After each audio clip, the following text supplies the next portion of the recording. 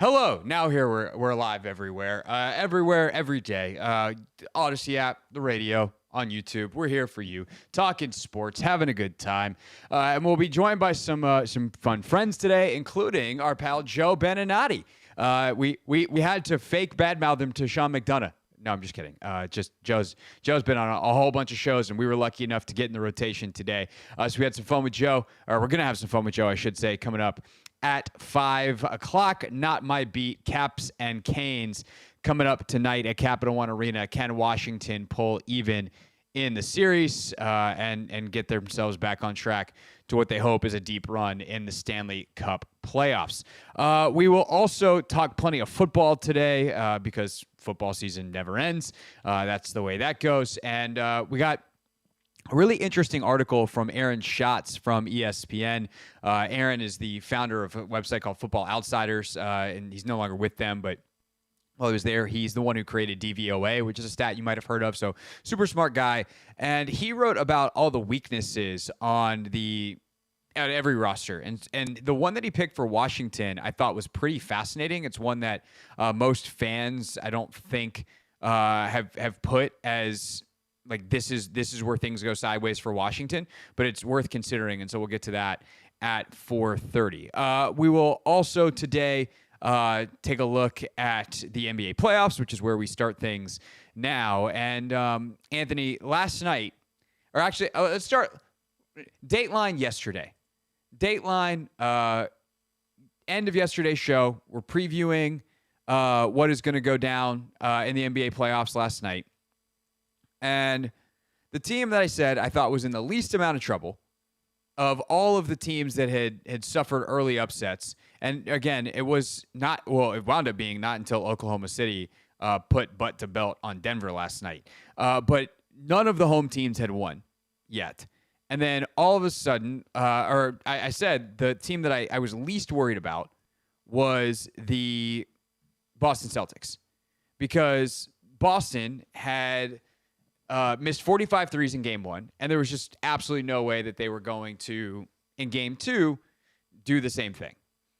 Well, they didn't miss 45 threes, but they did blow another 20-point lead, and suddenly the Boston Celtics, the defending champions, are on the ropes down 0-2 going to New York, and what is going to be an absolutely raucous atmosphere on Saturday afternoon at 3:30. And they don't have Kristaps Porzingis. We'll see if he's able to get back, but he's out, and that's huge. And I can't believe some of the dumb stuff they do, man. Like, at the end of the day, that's, you got to give a ton of credit to New York. Brunson's making shots out the wazoo. You got a bunch of stuff that is credit New York, whatever. But I started paying attention to this late, and I wish I had started paying attention earlier, but to this particular thing. But with 2:43 to go, they come out of commercial break, right? ISO or pick and roll possession, Tatum misses a shot. I think the next possession, Boston gets the ball in semi-transition. Tatum throws a pass to Derek White. He gets fouled. Side out of bounds. They run it back. Again, Tatum missed shot. Eventually, Tatum gets the big dunk on a pick and roll possession. But all in all, and from that under 3 media timeout, Anthony, the Boston Celtics had 6 possessions. 6. In the front court, they threw 1 pass. 1. They passed the ball. Hey, I have the ball. Now you have the ball. 1 time. It's an insult to what basketball is supposed to be. And I realize that late in games, teams often, go like, hey, let's just simplify it. Let's make sure the ball is in our best players' hands. Let's make sure that, hey, we're going to get pick and roll. We're going to spread the floor. We're going to get shooters out there. And if you're a team like Boston, you got the shooters like Derek White. You got the shooters like Drew Holiday. You got the different types of dudes that they've got. And especially if Tatum's going to be your ball handler. I get it. Or Jaylen Brown takes a possession. He's your ball handler. I get it. But I just don't understand why the concepts of what makes good offense don't seem to apply late in games for some of these teams. What makes a good offense is getting the defense moving, because the more movement they have, the more players they have to track, the better chances that the defense is going to make a mistake. And I realize you don't want to add, there's a fine balance between adding factors to your own offensive success that have to go right. But some simple screening action and just like, hey, let's just run a quick down screen and then get Tatum the ball that way. And by the way, you can have Jaylen Brown be the guy who's handling the ball that gives it to Jason Tatum where he can catch it in a triple threat position with the pick coming. Like there's different stuff you can do that mitigates the risk that, oh my God, okay, they blew up our play. Well, let's just clear it out for Jaylen Brown now. Like that can be your last resort. But to make one pass at 0.5 court offense setting, because the one that Tatum makes to White where White gets fouled is in like a semi-transition secondary break situation, is just, it's not working. Try something else. And that's how the Celtics offensively at least blow that lead late. It's just it's crazy to me, man. It's just what are we doing?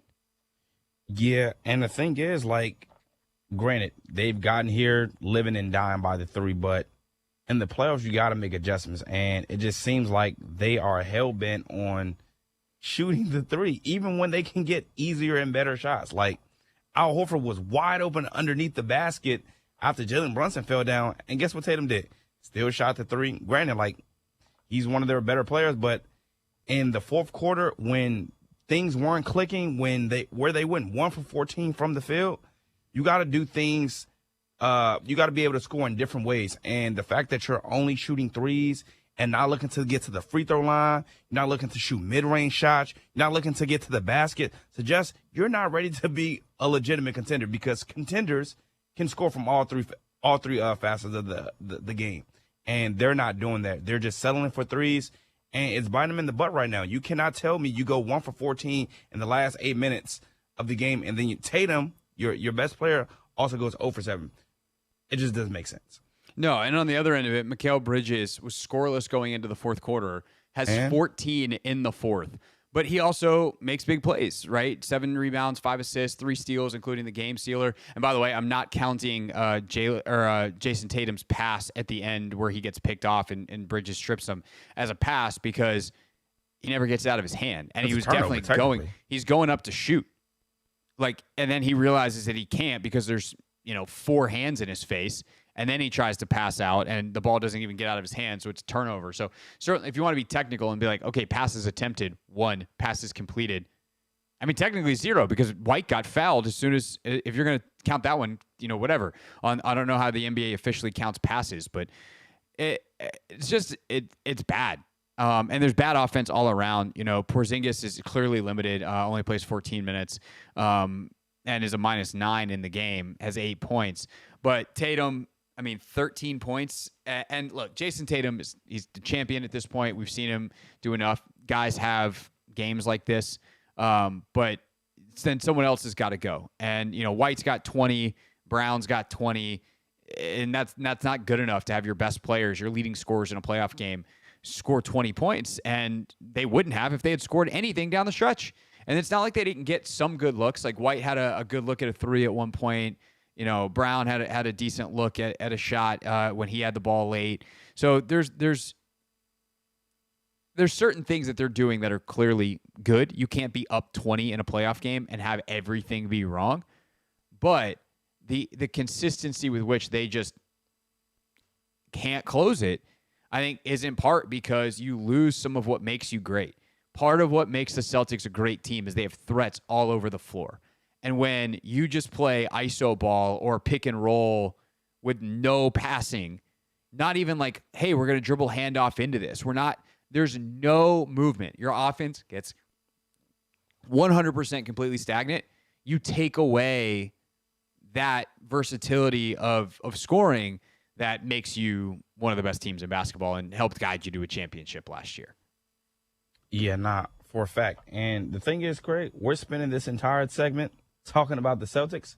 We got to talk about that boy, Jalen Brunson. Because bad man. Time and time again, this guy delivers. He came into the fourth quarter shooting 4 for 15 from the field. He did not have a good game. But down the stretch, man, when it mattered most, under 2 minutes, he just delivers when it delivers, man. It really makes no sense. And the bigs for Boston, they need to find a way. That's the thing for Tatum over the years. He's become, and to his credit, he had 14 last night. He's become such a great rebounder, but where's the help, man? Their second leading rebounder is Derek White. Like, where's Jaylen Brown rebounder? Drew They had Holiday 4 with 3 rebounds is in not. the final 8 minutes, which is sad. 4. Yeah. And Cornette has 8. I mean, I know that Sam Hauser's part of their big rotation, but you can't be losing in the playoffs because you lost Sam Hauser. You got to be able to make up those minutes with your stars. And Cat's got 17 boards last night, and Mitchell Robinson has a huge couple of offensive rebounds. They have to foul him off the floor. Josh Hart is always grabbing big rebounds. So it's going to be an interesting game 3 on Saturday. The other game last night was an absolute blowout. Nuggets went down hard, but we'll see. They got the split, and really, if you're the lower seed, that's all you're looking for is the split.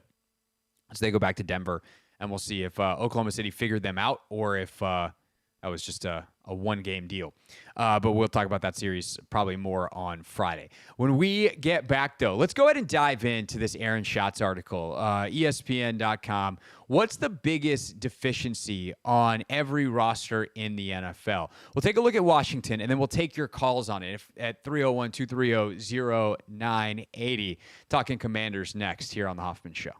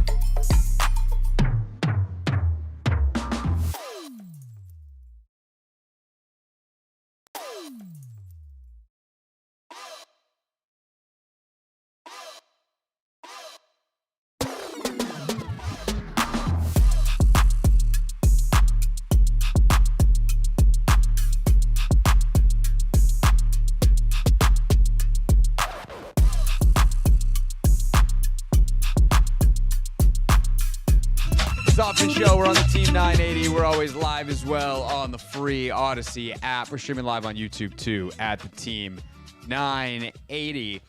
ESPN's Aaron Schatz put out a very interesting article today where he identifies a position of need for every team in the NFL. For the Commanders, the paragraph is pretty short, which I think is a relevant point here. In fact, I think it's actually the most important point here.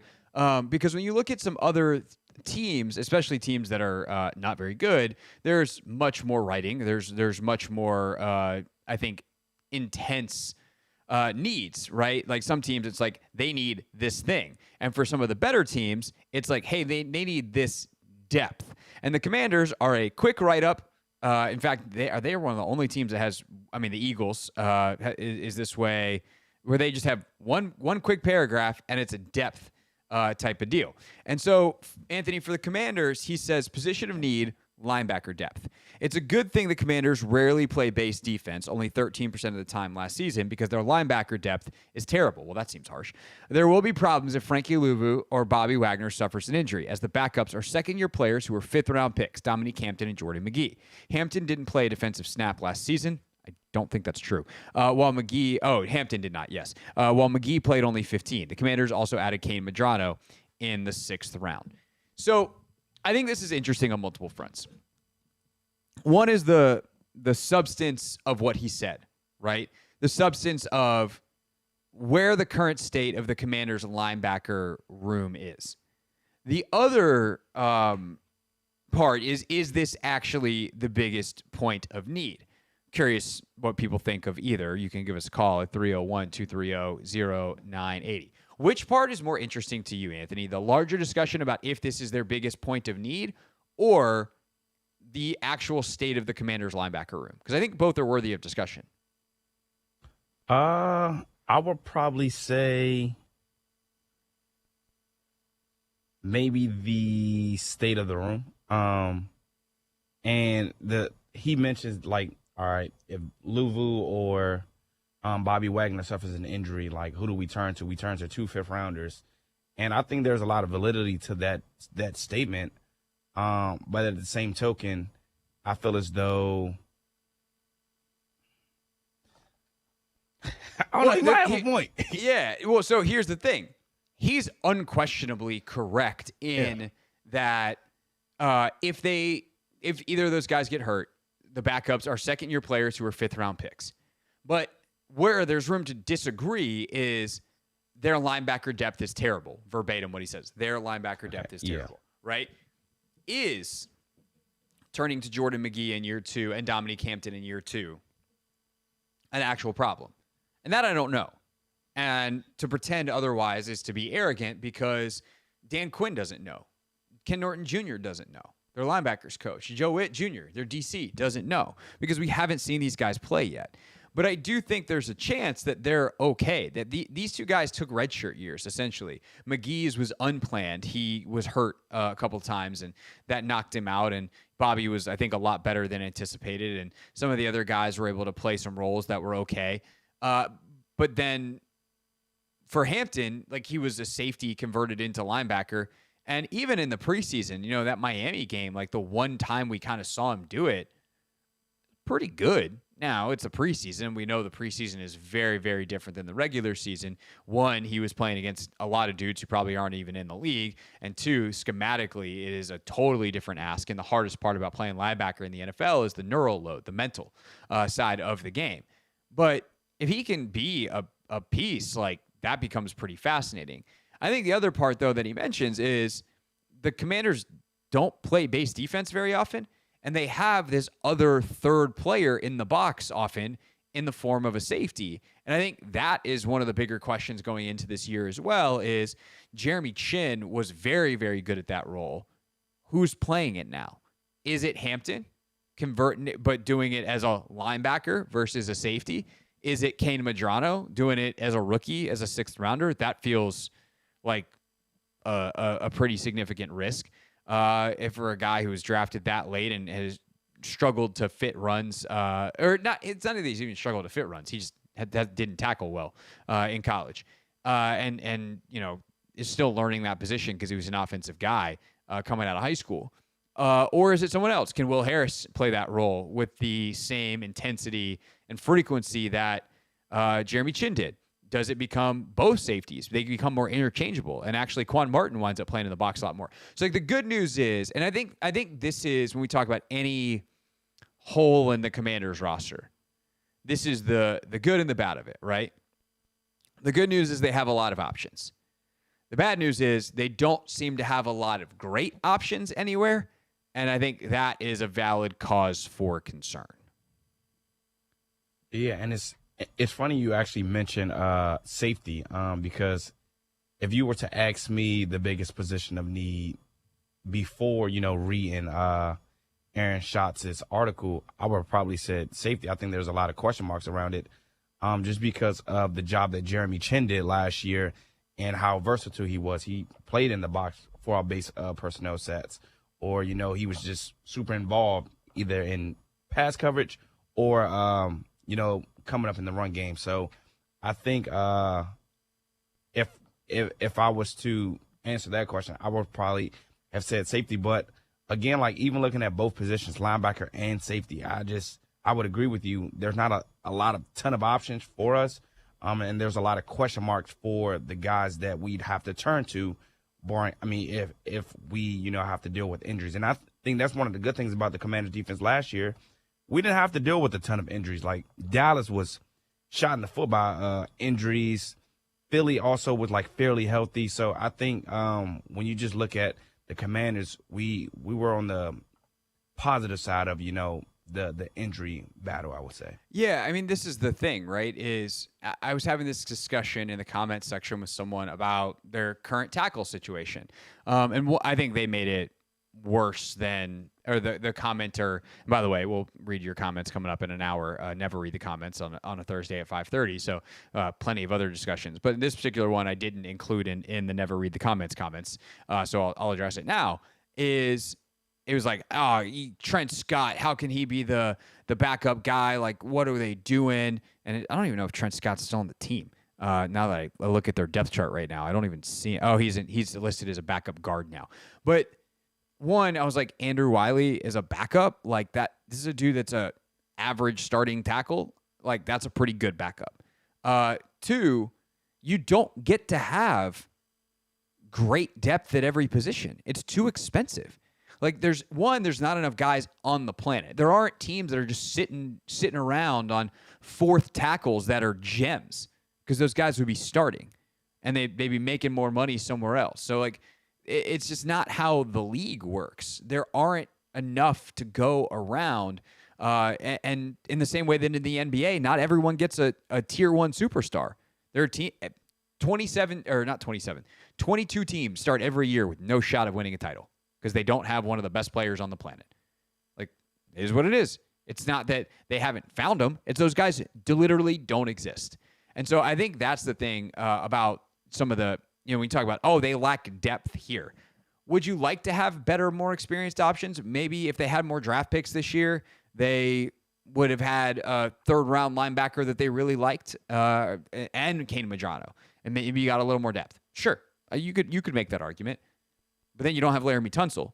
And I would rather have a good plan A than a bunch of great plan Cs. They're like, oh, yeah, we got a solid guy that we've invested in. Backup, good backup money all over the roster. How are your starters? Don't ask me that question. Like, I'd rather have good starters. And so that's kind of where I land on that. But I'm curious what folks think. 301-230-0980. Are you concerned about the Commanders' linebacker depth?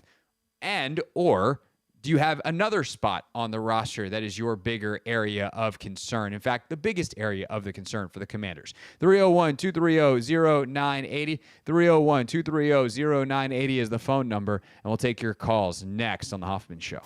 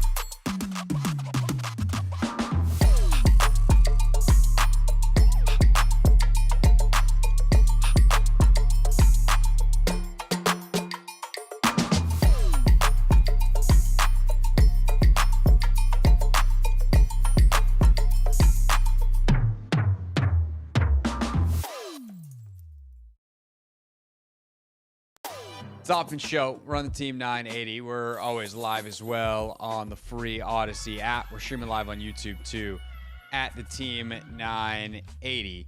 Coming up at 5 o'clock, we will hear from Joe Beninati, the Capitals play-by-play voice who is on pre- and post-game duty for the rest of the playoffs, talking about Caps and Canes Game 2 tonight at Capital One Arena.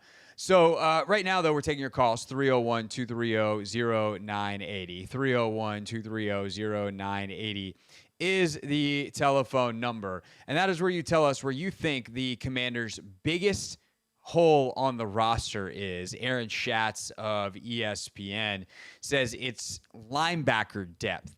And Anthony, you actually brought up something that was interesting in a pre-show meeting. We were kicking around topics for today, and we're talking about, do we talk about where the offenses rank in the NFC East after the George Pickens trade? And you said something that at first I was like, man, shut up. And then I was like, oh, wait, you might be right. Which is that the Commanders might have the worst defense in the division. Now, the other three might be pretty good. So you might be the worst defense in the division and the 15th best in the league.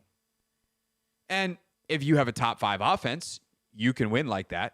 You can do really well, and you just have to be opportunistic. And, who knows? They also could have a top 10 defense if these guys really are stout against the run, which is the goal. And Trey Amos is good, and Mike Sainristil is good inside in year 1 inside, year 2 total. And Marshawn Lattimore regains his form, and Will Harris can do enough at safety. Like, there's a world where they're good, and Frankie's able to do a lot of damage as a blitzer. So, like, there's a world where they're good. I'm not damning them to be the 15th or the 18th or the 21st best defense in the league. But there is a world where they are definitely the worst defense in the conference or in the division, because the Giants adding Abdul Carter to an already pretty solid pass rush. They got Carter. Burns is at 2 if Carter can emerge in year 1. You got Dexter Lawrence inside. Like, that defensive front is nasty. Their linebacking core is really good. And then, what can they do at defensive back? That, I think, has been the Achilles heel there. But if their front's, like, dominant, game changer. If the Cowboys can stay healthy and Overshown is back, joins Parsons, some of what they got inside, and then their DBs play at the level they're capable, like, that's a defense that's good. And Micah's the best player in the whole deal. And then the Eagles, obviously, we know what they are defensively. They, from week 5 on last year, when Cooper DeJean got in the nickel and they got some other pieces back and healthy, they still got nightmares, for Chiefs fans and Commanders fans and everyone else they played from week 5 on. So I do think it's fair to look at every level. And I think the funny thing is, I think the consternation has mostly been along the defensive line. I feel better about the Commanders' defensive line than I do their linebackers and I do their secondary. Like, I look at the depth chart on the defensive line, and if I tell you you've got Dietrich Wise, Cleveland Ferrell, Deron Payne, Eddie Goldman, Sheldon Day, Javon Kinlaw, Jerzon Newton, Jalen Holmes, Dorrance Armstrong, Jake Martin, Javonte John Baptiste. That is 2, 5, 8, 11 linemen that I feel are solid NFL players. None of them might be that much better than that. You'd hope that Newton is as a second-round pick going into year 2. You'd hope that Payne is for what you're paying him.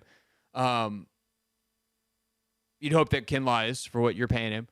But that's 11 dudes. I don't even count. I'll even go one more. I'll add Andre Jones Jr. in there, who has shown some things. He's probably more of a special teams guy, but sure, he can play on at the end. And no, we're going 11. Okay, he's not making the team. There's 11 dudes that I think can all easily make this team. That's probably 11 guys for 10 spots.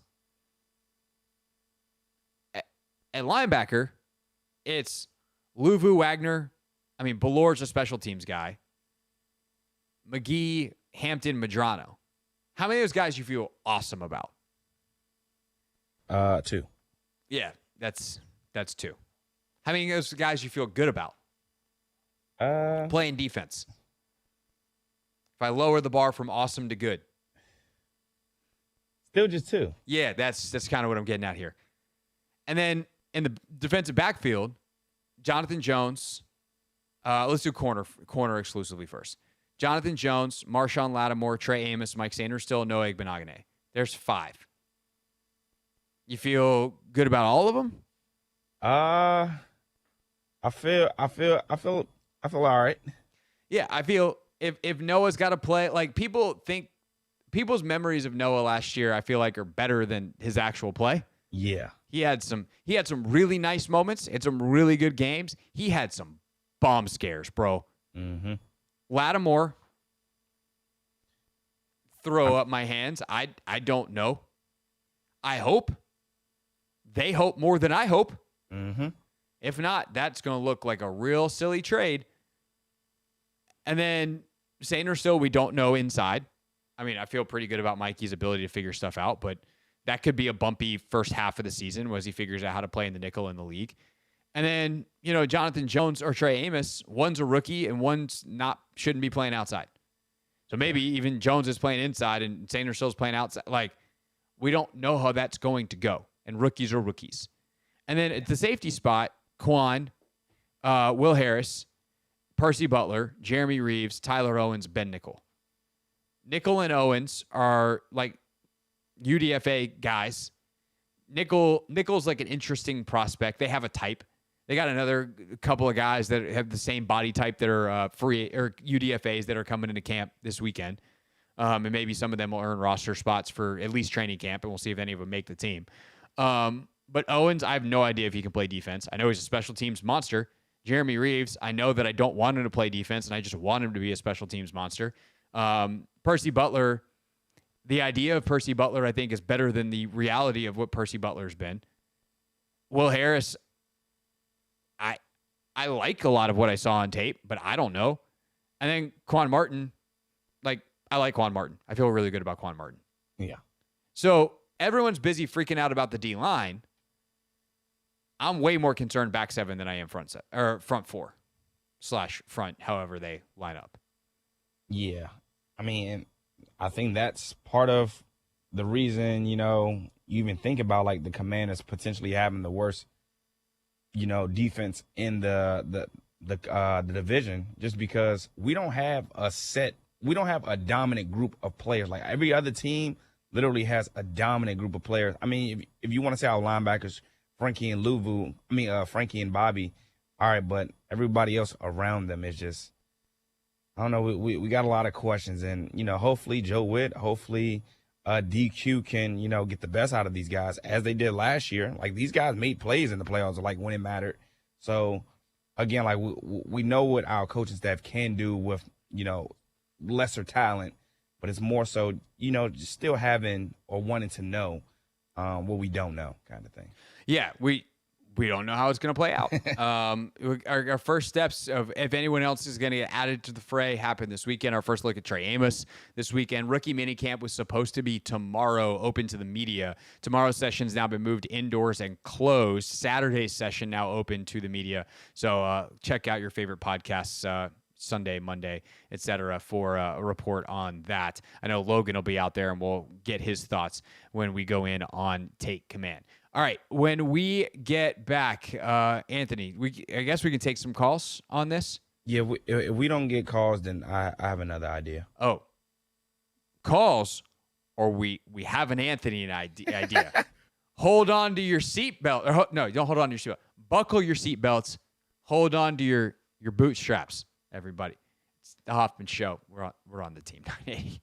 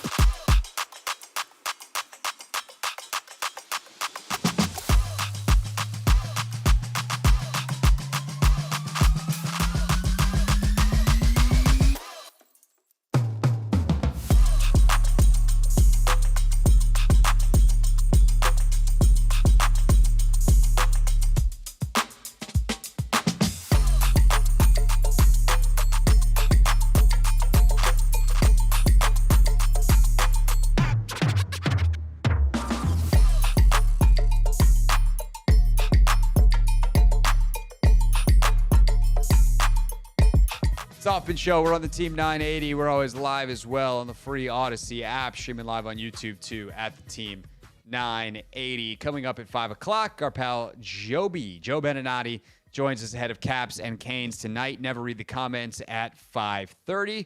Logan and I talking about Josh Connerly at 6, so we are locked and loaded. Taking your calls now, though, at 301-230-0980.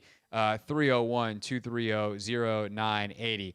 Let's go to Mark, who wants to chime in on our conversation about the Commanders' biggest weaknesses on the roster. Mark, go ahead. Thanks for calling. You're on the Hoffman Show. Oh, hey, Craig. Hey, Anthony. Thanks for taking my call. I agree with you guys. I think, linebacker is a need. I don't think it's a glaring need. I like to pick a Madrano. But I wanted to ask you, Craig, your thoughts, and I don't know if you have some insight on this. I was really shocked that Dan Quinn didn't go after, Adam Peters didn't go after Isaiah Simmons, the linebacker, former draft pick from Clemson, who's always been an athletic, just anomaly to me, and super fast, and I think can run sideline to sideline. I know he didn't work out in Arizona where he was drafted. He didn't work out with the New York Giants, but I've always wanted to understand, coach's philosophy. If you had a high grade on a player when they were drafted, do you put more weight on the fact that they didn't work out in their first few years in the NFL, or do you go back to your view of them and say, what you can do with them? Because I always know that, I knew that Dan Quinn was always touted for being able to develop people. So I was just man, there's a guy sitting there who would be cheap, who is athletic, who is great, who I think would fit in with Luvu and Wagner. And I just was blown that it didn't seem like he was even an interest of theirs. What was your thoughts? It's a great question. Generically speaking, right? I think the Simmons piece is pretty easy, Mark, and that is Isaiah Simmons has not been a good NFL football player. And when you put it in the context of your question, that you could say, well, he hasn't been a good football player yet. But this is a guy who last year with the New York Giants, who weren't exactly crushing it on defense. They were looking for solutions, right? He only got on the field for 181 snaps. And it's not like he was hurt. He played, if I'm looking at this correctly, in all 18 games. He just played less than 30 snaps in all but one of them. He played 31 snaps in their game against Washington, ironically enough. So that is, I think, the answer when it comes to Simmons is, although I think that there are traits there, he hasn't been able to put them together in any meaningful way. His best season was in Arizona in 2022, and he did fair amount of pass rushing that year, and that was good, or that was okay, I would say. But the idea that he could be this hybrid safety guy who could cover all over the field, run, make tackles, it's just not who he's been. I mean, last year in New York, for instance, he's got an 18% missed tackle rate. And his missed tackle rate's gotten worse every single year of his career. So I think that kind of explains the Simmons piece. But I think your question generically is a fascinating one, and one that I think it depends is, of course, the answer. But it kind of depends on why the guy hasn't worked out. I think if coaches like a guy and GMs like a guy coming out, and they look at how he's used and they just go, I don't know what that other coaching staff was doing. Why would you possibly use player X in role Y? He's clearly a role X guy. Then you might bring him in and say, okay, let's go. Also, what was your scouting report like? Was there character concerns? This is a guy that, if he comes in the right environment, maybe you get the best out of him. Or were there concerns, and maybe where he went, you go, okay, those concerns probably got realized and we're not really that interested. And so I think it depends on why you think a guy didn't work out in a certain place, what you maybe think of the coach that had him, what you know about the position coach, what intel you're able to gather. But certainly, especially for a second chance, for Simmons, this is now a third team.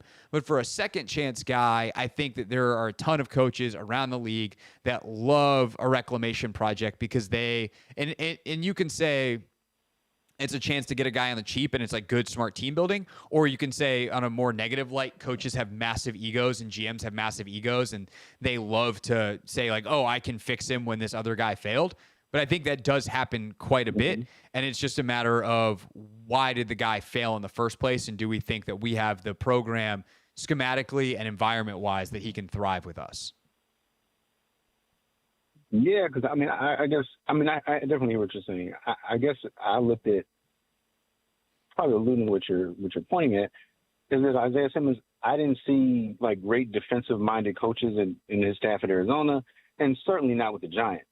And I was just like, man, like, you know, does it impact a player that much that, you know, your first few years in the league, if you're coached poorly, you just have these bad habits or these bad traits? Because it's just like, if you took his tape, I mean, and I don't know, maybe this is not fair, but I'm just thinking, like, if you put Isaiah Simmons' Clemson tape on in this year's draft, I feel like he's a top 10 pick again. You know what I mean? And it's just like, man, how does that level of talent just go so unused and so unproductive when you're just like, this dude is awesome. You know what I mean? We were debating whether or not taking him or Chase Young at one point. You know what I mean? Yeah, I mean, look, he's an athletic freak, but I think the thing about a guy like Simmons is when you're an athletic freak and you're playing in college, that athletic freakiness is enough to make you the baddest dude on the field. When you get to the NFL, everyone's an athletic freak. And so you go from being 30% more athletic than everyone else to being 5% more athletic than everyone else, and now you got to do other stuff. Now it's a mental game. Now it's a mentality. It's a physicality. It's a lot of other stuff other than being long, rangy, fast. And, you know, you have to react in way. You're being manipulated schematically, especially at the linebacker position. We were having a conversation on Take Command today about Kane Medrano and why we think that there is a huge potential upside for him. Now, it's a 6th-round pick. It's a long shot that he becomes like the next Fred Warner, but he at least has the movement skills that you go, it's possible. And a lot of guys coming in the league, it's not even possible. And Logan had this line as we were having the discussion that I thought was great. And he's like, in these Kyle Shanahan offenses, which is like half the league, the guy they're trying to manipulate is you if you're the linebacker. They're trying to pull you out of this passing lane for the wide receivers. They're trying to get you isolated on a tight end in a bad one-on-one matchup. And I think for a guy like Simmons, he is just never like, I don't know. His PFF grades and coverage are actually pretty good outside of last year. So like he does some stuff well, but he's never really, despite the fact that he's an athletic freak, that athleticism and the way he was able to use it at Clemson just hasn't parlayed itself into the NFL.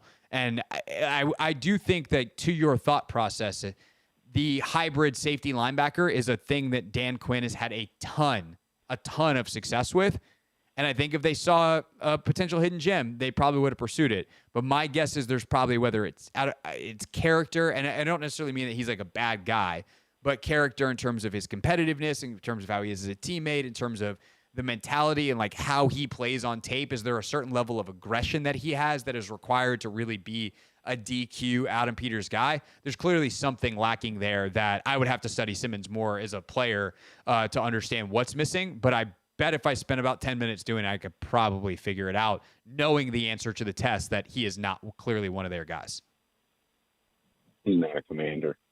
I can get that. Yeah, I can get that. What did you think about Justin Simmons though at safety? Because I think that's the position I think is the weakest, kind of what you guys are saying. Yeah, I mean, I think that he's an interesting guy. Obviously, super talented, super accomplished what he did in Denver. But he was also available for them to pick up the entire offseason last year into training camp until Atlanta did, and then he wasn't exactly awesome in Atlanta. I think sometimes the cliff comes fast for DBs, and Simmons is a guy that I wonder if it's come for. But hey, Mark, I appreciate the call. Thanks a lot for checking in. Appreciate it. All right. Thank you. Yeah, you got it. It's Hoffman Show. We're on the Team 980. We're always live as well on the free Odyssey app. Great question there. Good discussion. Love those types of theoretical discussions. Definitely keep them coming. If you ever have a topic that you want to get to us, hey, leaving a comment on our YouTube page, that's a good way to do it because that gets you to never read the comments. But if you also have something you're like, hey, I'd love for you to talk about this, especially if it's with Logan, we do mailbags. So go to hoffmanshow.com and you can use the contact link, send us a note, and something that either Anthony and I can discuss here on the radio or perhaps Logan and I will discuss on Take Command. When we get back, we're talking puck. Joe Beninati joins us ahead of Game 2 tonight at Capital One Arena.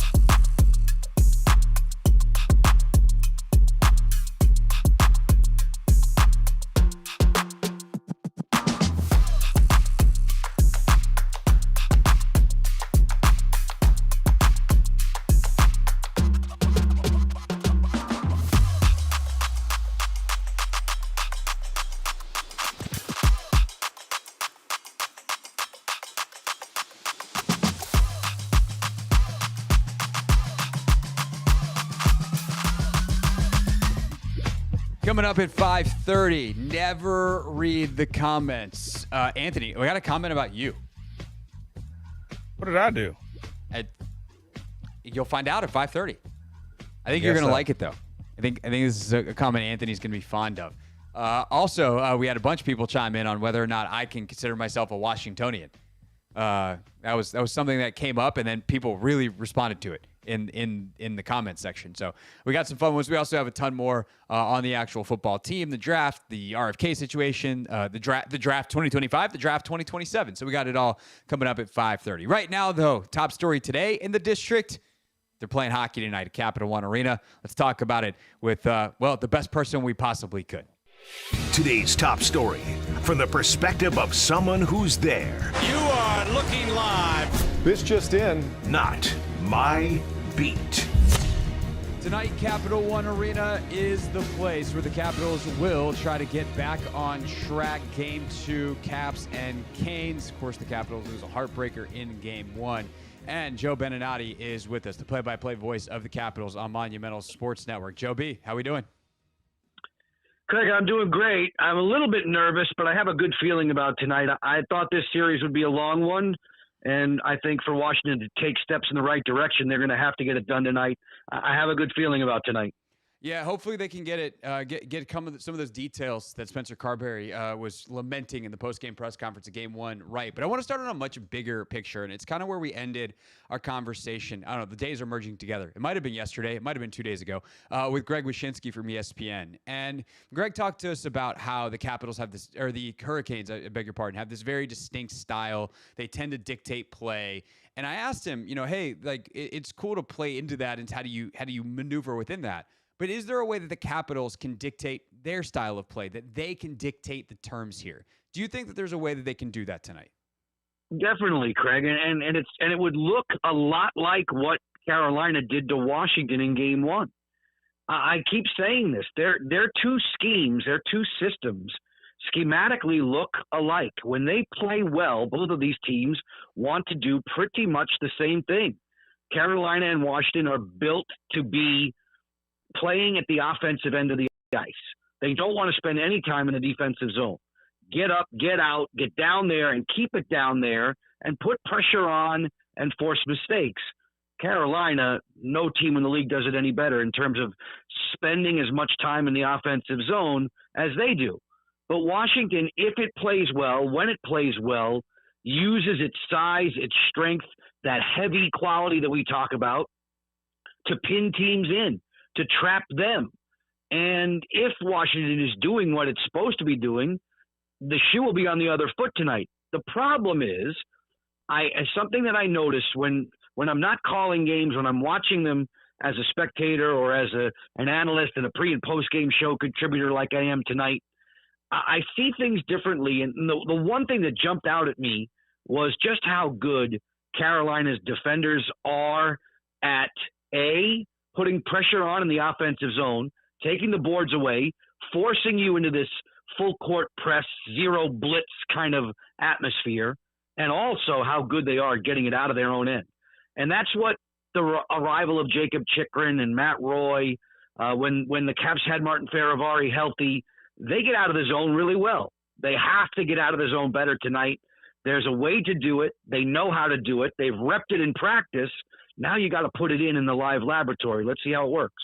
Joe Beninati with us here on the Hoffman Show. So, Joe, where were the breakdowns? Like, if people are watching tonight and want to see, like, okay, this is working or it's not, where were the breakdowns in getting out of the zone in Game 1? Are we trying to get it up the boards, off the sides? Are they trying to break it through the middle? Like, what tactically do we know? Hey, if the puck's being funneled here, that's advantage Washington, where if Carolina's got the choice in it, they're trying to funnel the puck to a different area of the ice as they're trying to, get their forecheck on and pin Washington in.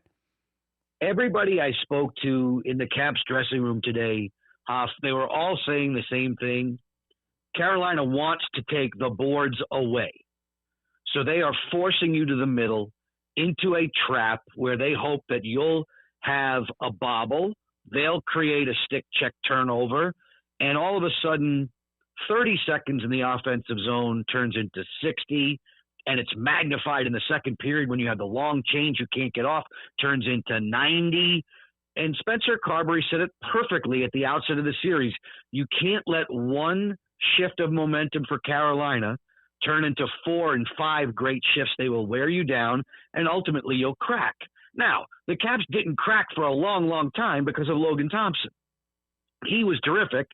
There were also some really good bounces, and I expect and have seen Logan return to the form that I thought was fabulous in late January, all throughout January, leading up until the Four Nations face-off in February. That Logan Thompson, you get that kind of net mining, you can beat anyone.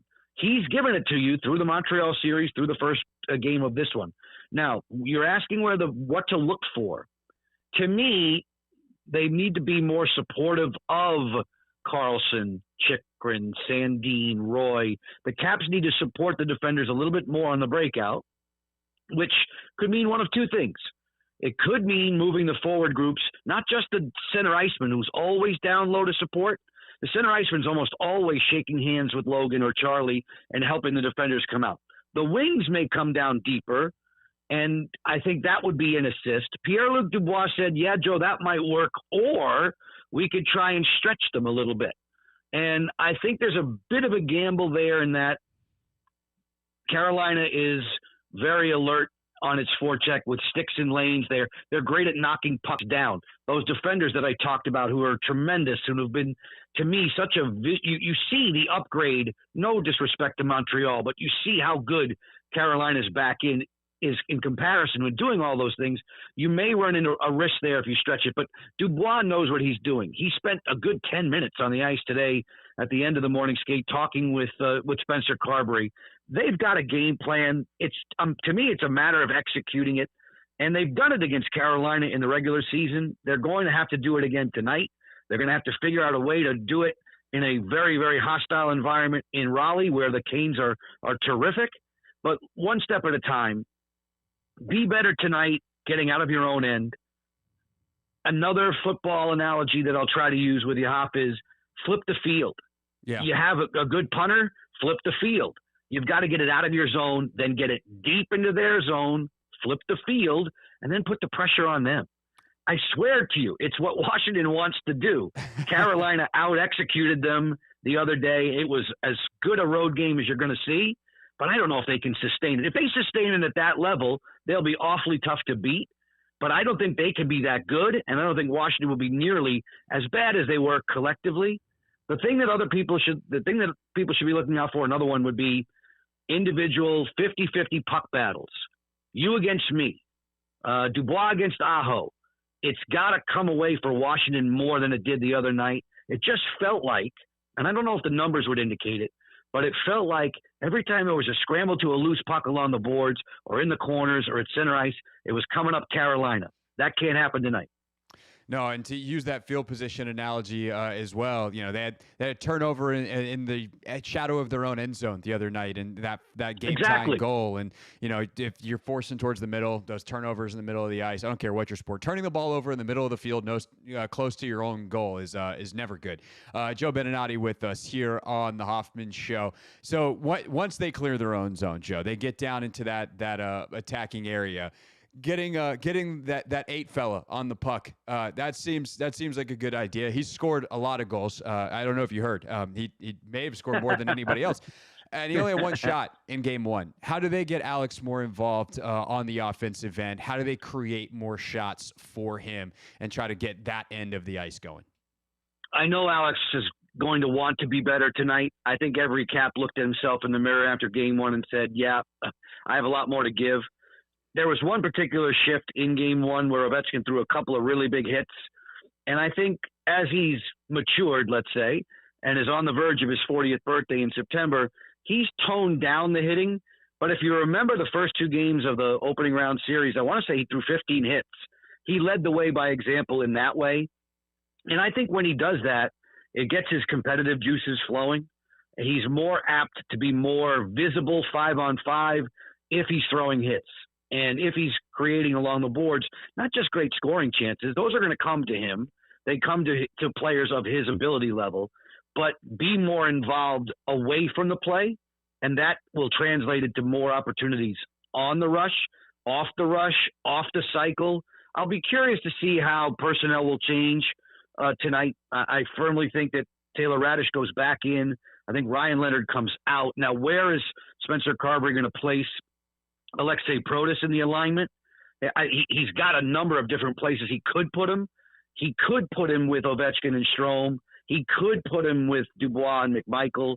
And I see Protas getting more and more comfortable. Each practice I watch, you don't see the hindrance that was bothering him after his late season injury. He seems much more comfortable. And at that size and strength and speed, he's going to help create. What needs to happen tonight for Ovechkin to score, in my humble opinion, look for a play that's not necessarily north, but more east-west. You got to move Frederick Anderson. We're going to talk about this tonight on Monumental Sports Network in the pre- and post-game show. And Brent Johnson will, I'm sure, back it up for me and even put it into better words. But if you can move a 6'5" goalie, you can help create some holes. If you're just coming down the wing, a la what Protas did the other night, that's a really great shot to beat Anderson off the angle like that. But you're not going to do that 9 times out of 10. No way. You're not going to do that 1 time out of 10, which is what Protas just did. Move him east-west, create chances that way. He's then more inclined to spit up rebounds. You get second chance goals. You get second chance opportunities. Then you start putting that momentum in your favor. Joe Beninati will be on the pre and post tonight on Monumental Sports Network. Of course, we had the great pleasure of listening to him all season long and basically every season that most of us have been watching Caps hockey on Monumental Sports Network doing the play-by-play. Is it fun watching McDonough? Or are you just like, that guy? That guy. I'm happy for Sean. I'm happy for all the network guys. Let's just say that. But it's the loneliest part of the year for me, Craig. Yeah. It just is. It's the best part of the year. These are the most intense games.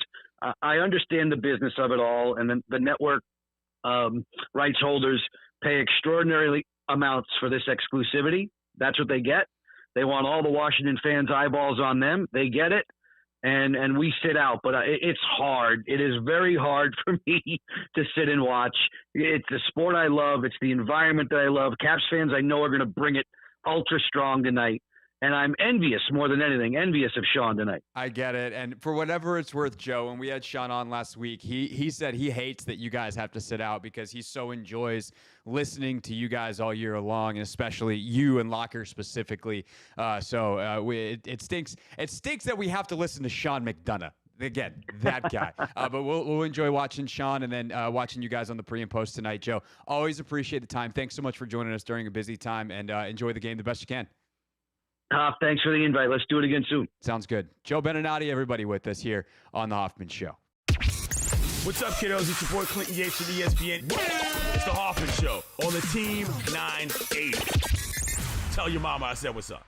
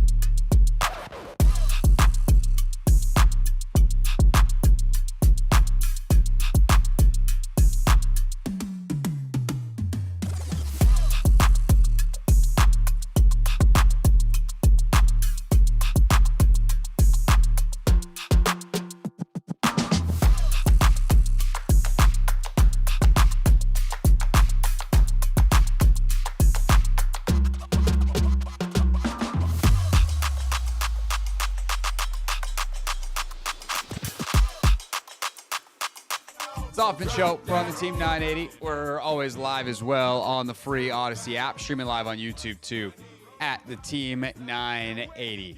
Back to the Commanders at 5:30 as we will read your YouTube comments. Also, a really fun discussion on Josh Connerly at 6 o'clock from the Take Command show with me and Logan on the heels of our conversation on this show with Todd McShay yesterday. But tonight, all eyes on Capital One Arena, Anthony. We just talked about it with Joe B.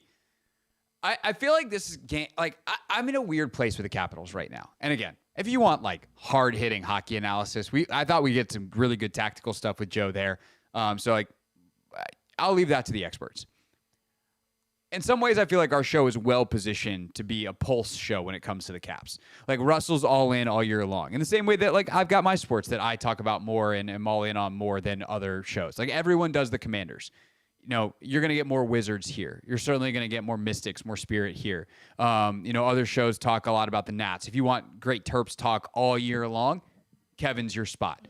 And when any of those sports break through in a larger way, then all the rest of everybody starts talking about it. Like that is what it is to be a broadcast, a mainstream. It's like, can something that exists outside the mainstream pop in? And for the Capitals, the nature of the NHL is they're just outside the mainstream. We're always kind of paying attention, but we're not necessarily as locked in as we are to certainly the NFL. And I feel like because the Caps had such a great regular season, where they ultimately are the number one seed in the Eastern Conference. Obviously, they were the attraction, not just in the sport, but in all of sports for a couple of weeks as Ovechkin was chasing the record. They're now in this weird place where, like, all right, yeah, but like wake us up when you've done something in the playoffs. And in many ways, like that's the pressure tonight.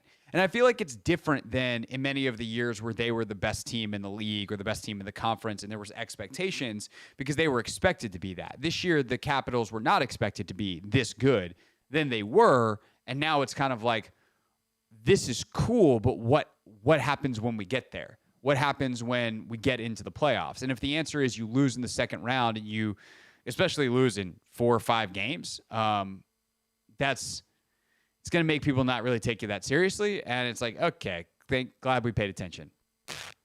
But I feel like you win tonight, you get back on track. And if you win this series, then we're talking Caps every day. Then we're entering, like if they make the conference finals, like that's a different discussion. That to me is the breakthrough point.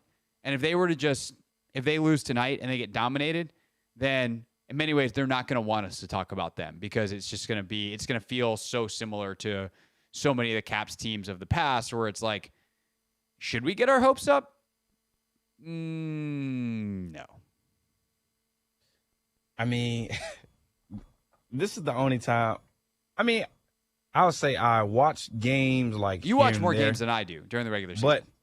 But playoff time, I am locked in. Same with the Nationals, though. The Nationals are in the postseason. Sure. I'm all the way locked in. So, just even looking famously, at the first... we know so much about the Nationals. Clearly, we should we do Is That Guy a Washington Capital next year to celebrate opening day? Or is that beneath us? I mean, to be honest, probably yes. Yeah, I think we can do it. I think it'll be interesting. Okay, but I feel as though as far as like the Capitals go, that first game, like I don't think it takes a genius to like realize like we were dominated the entire game, like on the outplayed screen, in every facet. The graphics, 33 shots to 14 shots. Like also, I'm waiting on Ovi to have like some type of imprint on the game. Like I barely see Ovi, so I think just looking at it from a far view, I think we can just clearly see that that wasn't our game, and things like that happen. Like you look at the NBA, the fact that a whole bunch of road teams won the opening game in their series after some of those teams had sweeps or they just had an extended period of time off. So I think we sort of kind of just came out flat. Spencer Carberry wasn't happy about it, and I expect the team to bounce back today. I think hopefully in a dominating fashion where I'm not sitting on the edge of my seat the entire time like, oh snap, are we going to get another goal so we can like put the ice on this game? But that's the nature of the playoffs, to be honest. Like we're going to be on the edge of our seats every single time. I just hope the Nats don't make us sweat as much as they did, last game, and then ultimately lose. I'm not sweating the Nats tonight. Especially tonight because they're not playing tonight. But I'm not sweating the Nats this season. I think you make a great point too about the playoffs. This is something that's always kind of bugged me about the NBA playoffs and the way they get discussed is every game gets discussed like it's the last game that's ever going to be played. And it's just like people are so definitive about their take. The Celtics lost game 1. Are they in trouble? And it's like they probably would have preferred to win. Now, after they lose 2 games, are they in trouble? Like, yeah, they now have to win 4 of 5 against a team that's just beaten them 2 in a row. Like that's and 3 of those games are on the road. Like that's a problem. That's not good. That is not an ideal situation. But also it's like, what happens if they lose? Nobody dies. Like what some of the rhetoric just gets so out of control. And if the Caps win tonight, they would have certainly not wanted to give up the split. You don't ever want to give up home ice. You don't want to ever give up home court. But it's not the end of the world. They can still win the series. If they go down 2-0 tonight, it's still not the end of the world. But they're clearly in a bad spot. But I think that's a great point too of like this tonight has this feeling, this sense of desperation because you do not want to go down 0-2. That is a bad spot to be in. And again, nobody's going to die, but you want to win the series.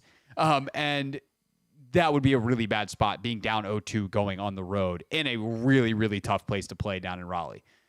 That said, it's not preordained that they're going to lose. It's not like because they lost game 1, they are doomed to lose game 2. It just feels bad right now. And we can talk about those emotions, say them for what they are, and realize that tonight you could be the Oklahoma City Thunder, and you could go out and win 3-0. which is the basketball or the hockey equivalent of what Oklahoma City did to Denver last night. Yeah. And things will be just fine in the long run. Things are rarely fine in the comments. That's where people go to freak out. And we got some good ones this week. So never read the comments. Mostly Commanders is next here on the Team 980.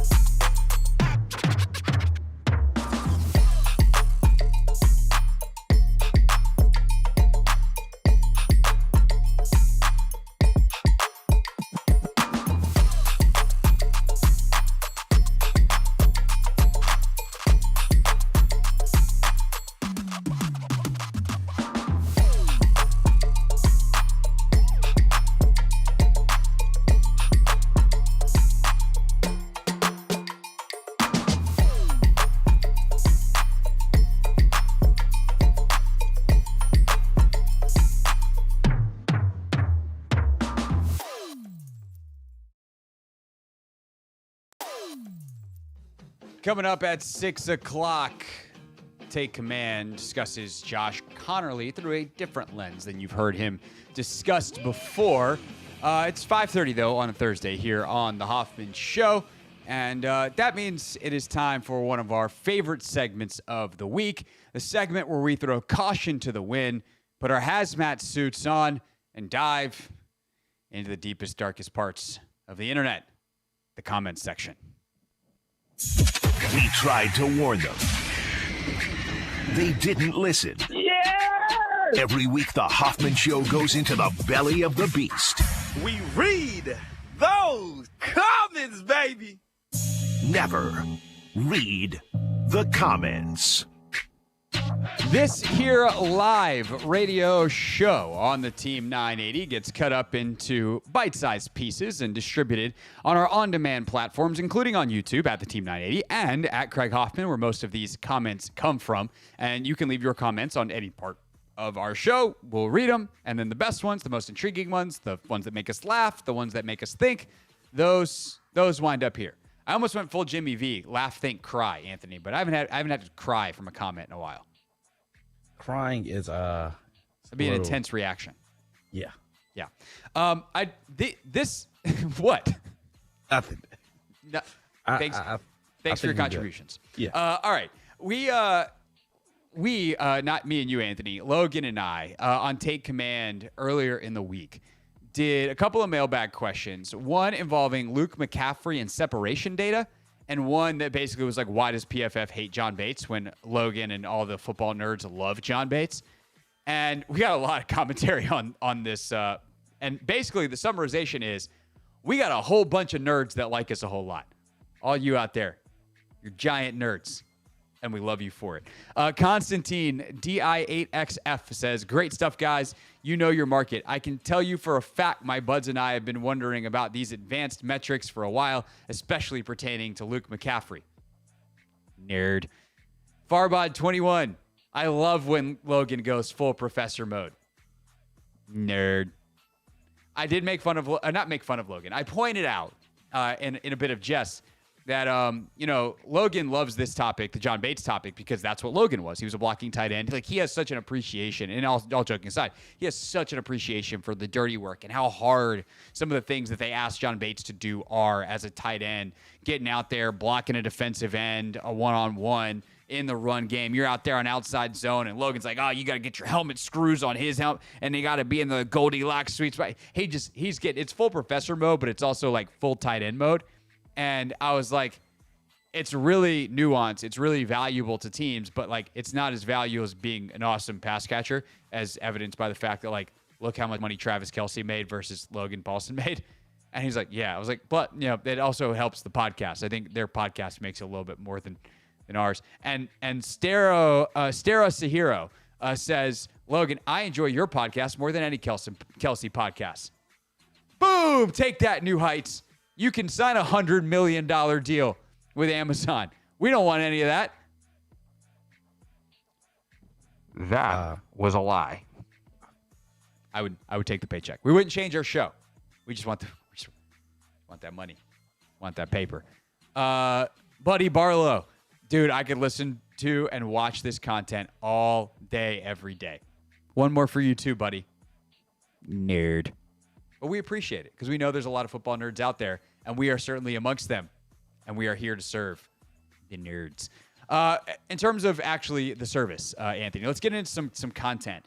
And we had McShay on yesterday, and Renji26 responded to part of the Todd McShay conversation because Todd was implying that he thinks Connerly could play guard this year, and trying to figure out, like, okay, he was a left tackle at Oregon. Clearly, Laramie Tunsil's your left tackle. So where does that leave Josh Connerly? Oh, it would make sense that he would play left guard, right? Well, I pointed out to Todd, a lot of people around here think he's going to play right tackle. And Renji26 says, why are there parties that keep thinking Connerly Jr. is going to guard? And I wanted to bring this up because I think it's worth double-clicking on the fact that Josh Connerly could very well play guard for this team. Right tackle is a three-person competition. Okay? This is not a foregone conclusion that Josh Connerly is just moving to right guard or right tackle, and Andrew Wiley is going to be a backup or not on the team or playing guard, and Brandon Coleman's playing left guard. That's not how this goes. And I know this is hard for people to, like, process, and I'm not saying it's not going to pan out that way, where Wiley is the swing tackle, or maybe even starting at right guard with Cosme hurt, and Coleman's left guard and Connerly's right tackle. And I think, to be fair, that's the best version of this. I think the best version of their line is literally that, is that Andrew Wiley, with his athleticism and mobility, wins the temporary right guard spot over Nate Herbig, over Nick Allegretti, that he is the best of that bunch. Coleman wins out the left guard spot over Allegretti and Herbig and Wiley. Biotish is at center, Tunsil's at left tackle, and then Josh Connerly beats everyone else out at right tackle on the merits and is the best guy and is ready to play. He doesn't have any problem switching sides. That's the best version of how this plays out, because it's also a version that can work for them long term, because then you just pop Cosme in for Wiley at right guard, and now you've got great depth inside with Allegretti as a swing guard center, behind Wiley as a swing guard, and Herbig, if he even at that point makes the team, as another guard. Like, you have a ton of guys who have played a ton of football, and you have multiple options at tackle where Wiley could kick outside, Coleman could play left or right. You can move your best five around if, God forbid, you have an injury. But that is different than it's done. I would not be surprised if, when we get out there for OTAs in a couple weeks, Andrew Wiley takes the first snap at right tackle, because he's the vet. He's the incumbent. He's earned that. He's got Super Bowl rings. He played actually pretty darn well last year. So, okay, there's one guy. Coleman, I know that they said they're going to start him at right tackle before they drafted Connerly. But I think they're going to give him a shot, because why wouldn't you? You have just as much experience at right tackle for Josh Connerly as you do Brandon Coleman, which is zero. He played it a little bit. Connerly did at the Senior Bowl. It didn't go great, but he played it a little bit. But he's never played it in a real game. He's never played it in any kind of competitive situation. It was just in Senior Bowl practices and maybe a little bit in the Senior Bowl game. So what happens if Brandon Coleman, who is a year older than Josh Connerly, what happens if he's an awesome right tackle? He just takes the position, his athleticism, everything. He sees it better from that side. His feet are more comfortable. For whatever reason, he just rocks at right tackle. And Connerly is like really, really good at left guard. At 29, it's not like they took him at 5. We're not talking about Brandon Sheriff. Oh, he's a guard. We're not talking about that. Just let it play out. And so, again, is the best case scenario that Connerly's playing right tackle? Probably. That Coleman's guard, and could both of them be really special at those positions? I think so. I think the athleticism is there. But the point is, the athleticism is there. The length is there. And Anthony, that's why I think if they wind up flipped, I'd be surprised if Wiley won the right tackle job. But if if Coleman winds up being the better right tackle, I'd be surprised, but not shocked, stunned, and it's absolutely going to have a chance to play out that way, based off how they're going to split the reps. Yeah, and I think that's also what McShay was getting at yesterday. Josh Connerly offers this team flexibility, and that's sort of kind of what Adam Peters and Dan Quinn, they've been trying to, do with this line. One, they're young. Coleman's young, Connerly's young, and even who's our center? Biotish. Tyler Biotish, young as well, and Sam Cosme as well. So I think in terms of, the foresight that McShay was also talking about, for years to come, we're going to have a fairly young offensive line. Tunsil, he's going to move on, in due time. But yeah, but also, what happens if Tunsil plays till he's 36 years old at a high level? Like, that's 5 years away. Exactly. So Daniels will be damn near 30 by then. Yeah, he will. But yeah, I just think we have the flexibility to do whatever, works out best for our offensive line. If that's Coleman at right tackle and Connerly at guard, then so be it. If it's switched, then so be it. But I think that's why, us going out, getting Connerly, and, just building, fortifying this offensive line is what was going to be best for us in the long run. It's kind of the antithesis of the conversation that we had earlier, where it's like, man, at linebacker, it better work out with the starters. Otherwise, you're really holding your breath. Yeah. Here, it's like, what's the worst case scenario? Your young guys aren't ready, and you got to play a bunch of guys that have played a ton of football. Mm-hmm. Like, what happens if all of a sudden, God forbid, the young guys aren't ready? They need a couple of weeks. They need whatever. And Wiley plays right tackle, and Allegretti's at left guard, and Herbig plays right guard.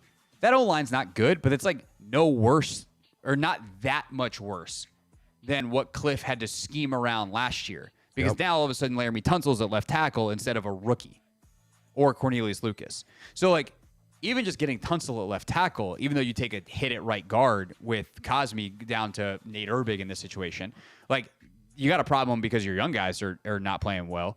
But hopefully you can get that straightened out within a couple of weeks. But like, if that's your worst case scenario, like actual professionals playing football for a coach who understands how to scheme around that stuff, Yeah. there's a lot worst case scenarios. All right, to the defense, and everyone, talking about experts and fans. I think in some ways, I actually think it's more fans than experts, although I have heard a couple. I almost lost my mind. I heard Derek Klassen the other day say like the Commanders defense up front is worse than last year. And I was just like, how could you possibly say that they're worse when they're mostly the same players, and then they added a bunch of really solid dudes and got rid of a guy in John Allen who barely played last year. And then, yes, Dante Fowler, but like their biggest problem was stopping the run, and Fowler was one of the big guys in charge of that. Anyway, a lot of fans, though, how could they not possibly address edge? Well, we asked if commanders were making, or pundits were making the same mistake as they made with the offensive line last year, where it's like, no. If you add competent pieces and a good coach, can you make this unit work even if it doesn't have top-tier stud talent? Escaped 1534 says, yes, the run defense should be much better, which will set up more third and longs for the opposing team.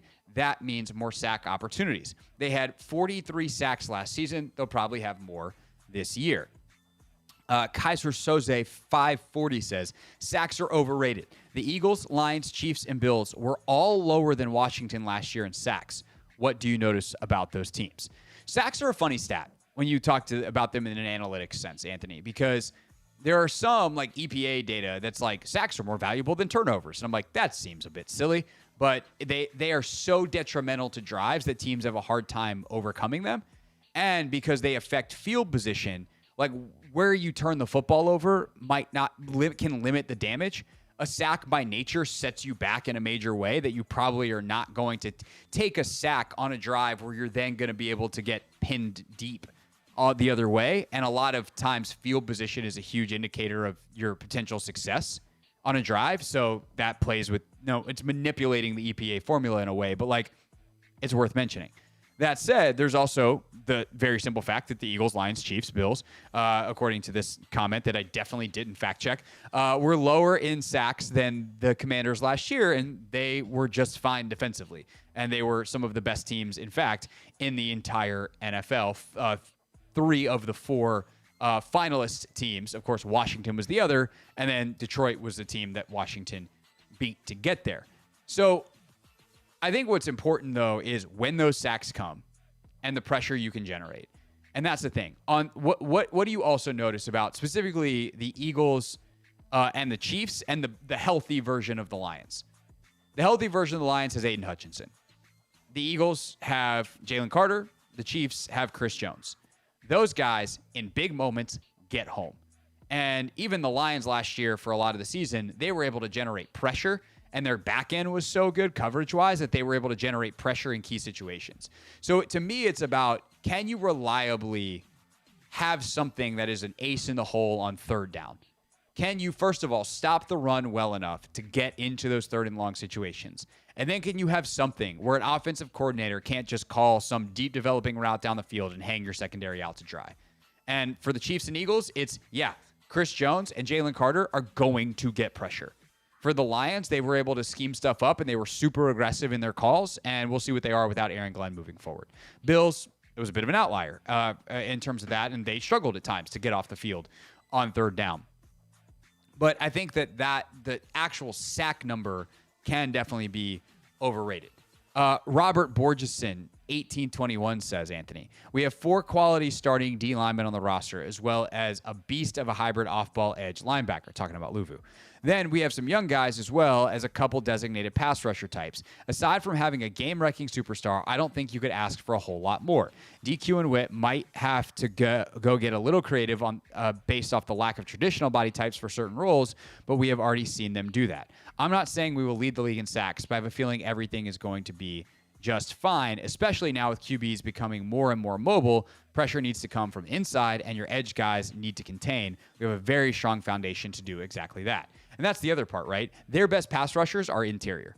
It's Javon Kinlaw rushing from the inside, Daron Payne, who once had a monster sack season, but has consistently been a good pressure guy in his career, and then let's see what year 2 of Johnny Newton is. To me, Newton's the key cog in all this, Ant. If he takes a huge step, this defensive line could be really good. If he doesn't, and he's just, what he was last year, they'll be hopefully okay with the other additions that they've made. Yeah, I mean, I think interior pressure is super important. Tom Brady always talks about it, even when he was playing, how he hated when teams were able to get pressure up the middle. So if Newton and Kinlaw are winning up front, that's going to allow for the Louvu's and the Dorrance Armstrongs and the Dietrich Wise of the world to possibly be able to get off. So, again, like, it's all complimentary, but it's going to start up front.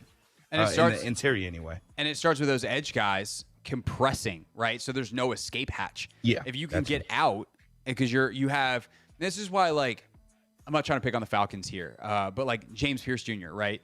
Who they took, and we lost it over the trade and everything. Like, part of the reason why I don't like James Pierce Jr. here, and maybe he works out there, maybe he works out for Atlanta. Raheem's a great coach.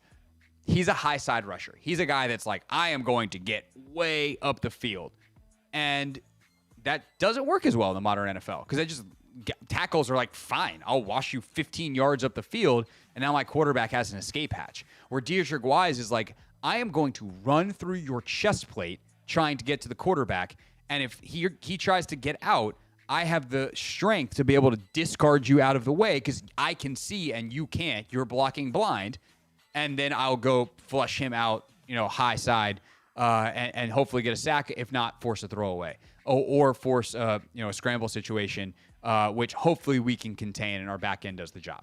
So I think that the solidness of it is what gets me excited. And the sack, like the lack of a big time edge name is fine. I will say this: Jadeveon Clowney got released today. I'm intrigued. I think he has had a history of, he's a big body type, sets a great edge, never was the sack guy that he was thought to be coming out of South Carolina, and that was obviously a long time ago. But if you want to add another piece who just like knows how to play, and I think from a physicality standpoint can do some stuff that they want their edges to do, I'm intrigued in Jadeveon Clowney. He did have a career high in sacks in Baltimore 2 years ago, so it's not that far removed. The last thing I'll say on the defensive line front, Anthony, they also might do some different stuff this year than we've seen. I think there's a lot of teams around the league that, based off the free agent moves they made and the draft picks they made, I'm like, I don't think you're drafting to the same, even if it's the same coordinator, I don't know that you're drafting to the same scheme that you had last year. Like, the Donovan Jackson pick in Minnesota. Like, he wouldn't have fit on Minnesota's offensive line last year. I think O'Connell's going to try some different stuff in the run game this year. And the guy like Donovan Jackson fits the new stuff. Your boy, Eddie Goldman, Javon Kinlaw, Dietrich, these guys can play in a true 3-4. So, getting Frankie out on the edge, Jacob Martin would be on the other one. Dorrance can stand up. Are they still going to play plenty of 4 down? Yes. Are they going to play more 3 down this year? And they played some hybrid kind of 3-4, 3-4 with 4-3 spacing last year. I think we might see some true 3-4 with Eddie Goldman as a nose tackle. And, again, 4-eye. So your inside shade of the, or your inside shoulder of the tackle, or sorry, outside shoulder of the guard. Like true 3-4 alignments this year. So, schematically, they've got some things up their sleeve too. All right, last thing, or last 2 topics here. Gary B, 7193 chimed in, Anthony, on the draft coming to DC.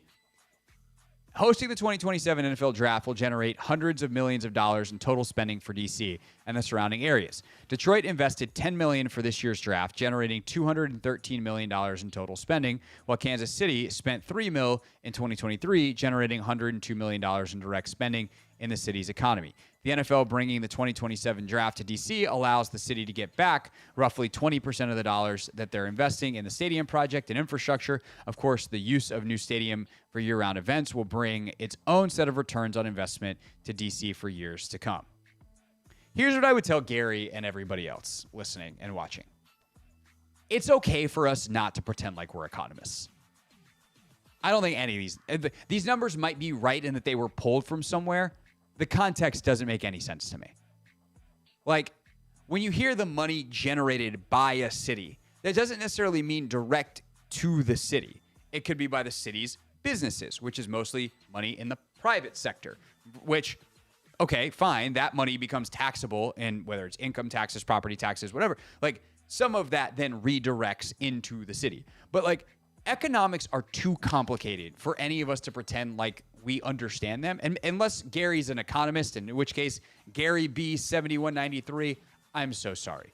But these numbers get thrown around, and I think both by economists who occasionally want to make the case that stadiums are bad investments, and that's certainly probably correct in terms of direct ROI. But I've talked to some of these economists, and it doesn't account for other factors. The joy that it brings to go to football games, the fact that football games have to be played somewhere, and not everything is meant to be. Sometimes you spend money to get stuff, not because you're spending. Not everything is an investment, right? And how some of these numbers get presented by like folks in the mayor's office, for instance, is because they want to sell a good story. So here's what I would tell Gary and everyone else. Be very skeptical of any number you see around this project. Like, try your best to understand, if you really want to get into it, try your best to understand where the numbers come from, what context they exist in. But be skeptical of everything and learn how to ask the right questions and read smart people, because the idea that Detroit invested $10 million and they generated $213 million, that doesn't add up in my head. All right, last but not least, Anthony, need you for these two. First and foremost, we talked about whether or not. So in August, I will have been in Washington, D.C. for 10 years. So coming up on my 10-year anniversary of living in the city, or living in the region, I should say. Anthony, what? Oh, I see what's going on. Never mind. I thought you were about to drop some other new beat on me. Oh, no. Yeah, we've been talking too long. So in August, it'll be 10 years since I moved to D.C. And we were debating whether or not then I can call myself a Washingtonian. And I said, that's for other people to decide. That's not my thing. You get a vote as someone who's born and raised here. But Guitar Gangster 23 says, Craig, you can be a Washingtonian. If anybody has a problem with it, they can find me. Okay. So per Guitar Gangster, the unmitigated source of all things, or the unquestioned source of this power. You got a problem, you can find him. And then Todd Pierce 47 says, yeah, Craig, you're one of us. You invited to the cookout. Which, okay. Look, I know that is the highest compliment I can receive. That is very high. I mean, Todd, let me know where the cookout's at. I am there, my guy. Hey, Craig, when you pull up, just ask for Uncle Tony. That's all you got to do. Yeah, Uncle Tony was in the chat today again, by the way, commenting on your shirt, which is not the only comment we've gotten on your shirt. Last but not least, Anthony, you were wearing that Washington old school polo the other day. I did have an old school polo. It was an extra schmedium. And someone I think liked it because it had the old polo and gave you like the nice emoji. But then there's Gia S8291, Anthony, who said Anthony's arms in said polo. Heart eye emojis. That's hilarious. Heart eye emoji is crazy. Yeah, I mean, you've been working out. Oh, hit him with the flex. See, look, not too much. Not too much. Gia, I hope you're watching this one too. And she's gonna hit the pause button right when you flex. Just hitting it right there. That's why we read the comments. When we get back, Logan and I talking about Josh Connolly Jr. Take command style here on the Hoffman Show.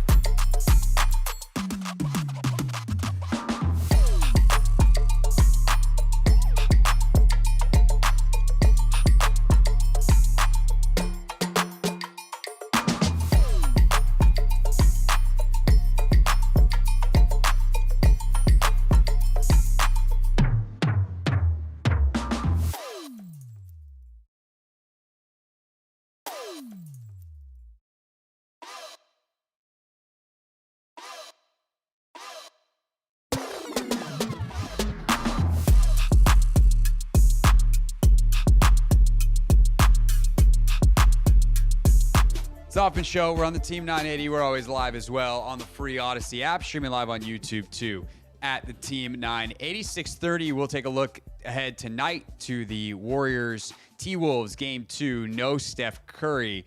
We'll get you the latest on what Curry had to say, speaking for the first time today since his hamstring injury took him out of Game 1. But right now, we wanted to let you hear a little bit of Take Command, which typically we do on a Thursday. And this is like a big giant circle here, because the Take Command episode that we recorded this morning is based off of a conversation that I had yesterday on this show with the Ringer's Todd McShay. If you missed the interview with McShay, it's great. He was phenomenal. You can check it out on YouTube at Craig Hoffman at the Team 980 or in our podcast feed. But we took a premise that Todd had done on his podcast and applied it to the Commanders. I think I set it up well enough in the episode to not need to do any more talking now. So without further ado, me and Logan talking about Josh Connerly through this premise. It was funny, Logan, because you actually sent me one of the recent editions of Todd's podcast, not knowing that I was about to have McShay on the show. Yeah. And I was like, this is good. Thanks for sending me this, because I'm about to talk to Todd in a couple of hours. And I asked Todd why he wanted to do this particular episode, where he and his co-host looked back at the draft and said, okay, where are some of the big discrepancies where the league clearly felt differently about players than we did? And here is a slightly edited for clarity version of Todd's answer to that question. Gary Horton got me into the business. He worked with Belichick and Saban and all those guys in the Browns. But one of his early lessons to me was, like, you can have your opinion and you need to be strong in your opinion and believe what you say. But I also want to remind you, there's a lot of really smart people and a lot of really money-rich organizations that are investing a lot of money into this. So, like, the premise needs to always be, and I think what we need to help represent sometimes, is they didn't just wake up in the morning and try to screw it up, right? And so, like, I always hear after, like, well, they did a terrible job based off of my rankings and my rank. First of all, maybe they just got it right, and they've got 13 people in their scouting department, and they have all sorts of resources. Maybe it's just better than my eye on this specific player, or had more information. But maybe for them, player 23, on my board, deserved to be picked 9 because he just fits what they want to do, and it's not reaching for need. It's actually they know their systems. And so if you look at that premise, Logan, I think the Commanders are an interesting team to look at, because Josh Connerly was a guy that some people, thought they took too early. He was more of a second-round guy. Adam Peters could not believe he was available at 29. Trey Amos, they were considering taking at 29 if Connerly had been taken in the pick or two before.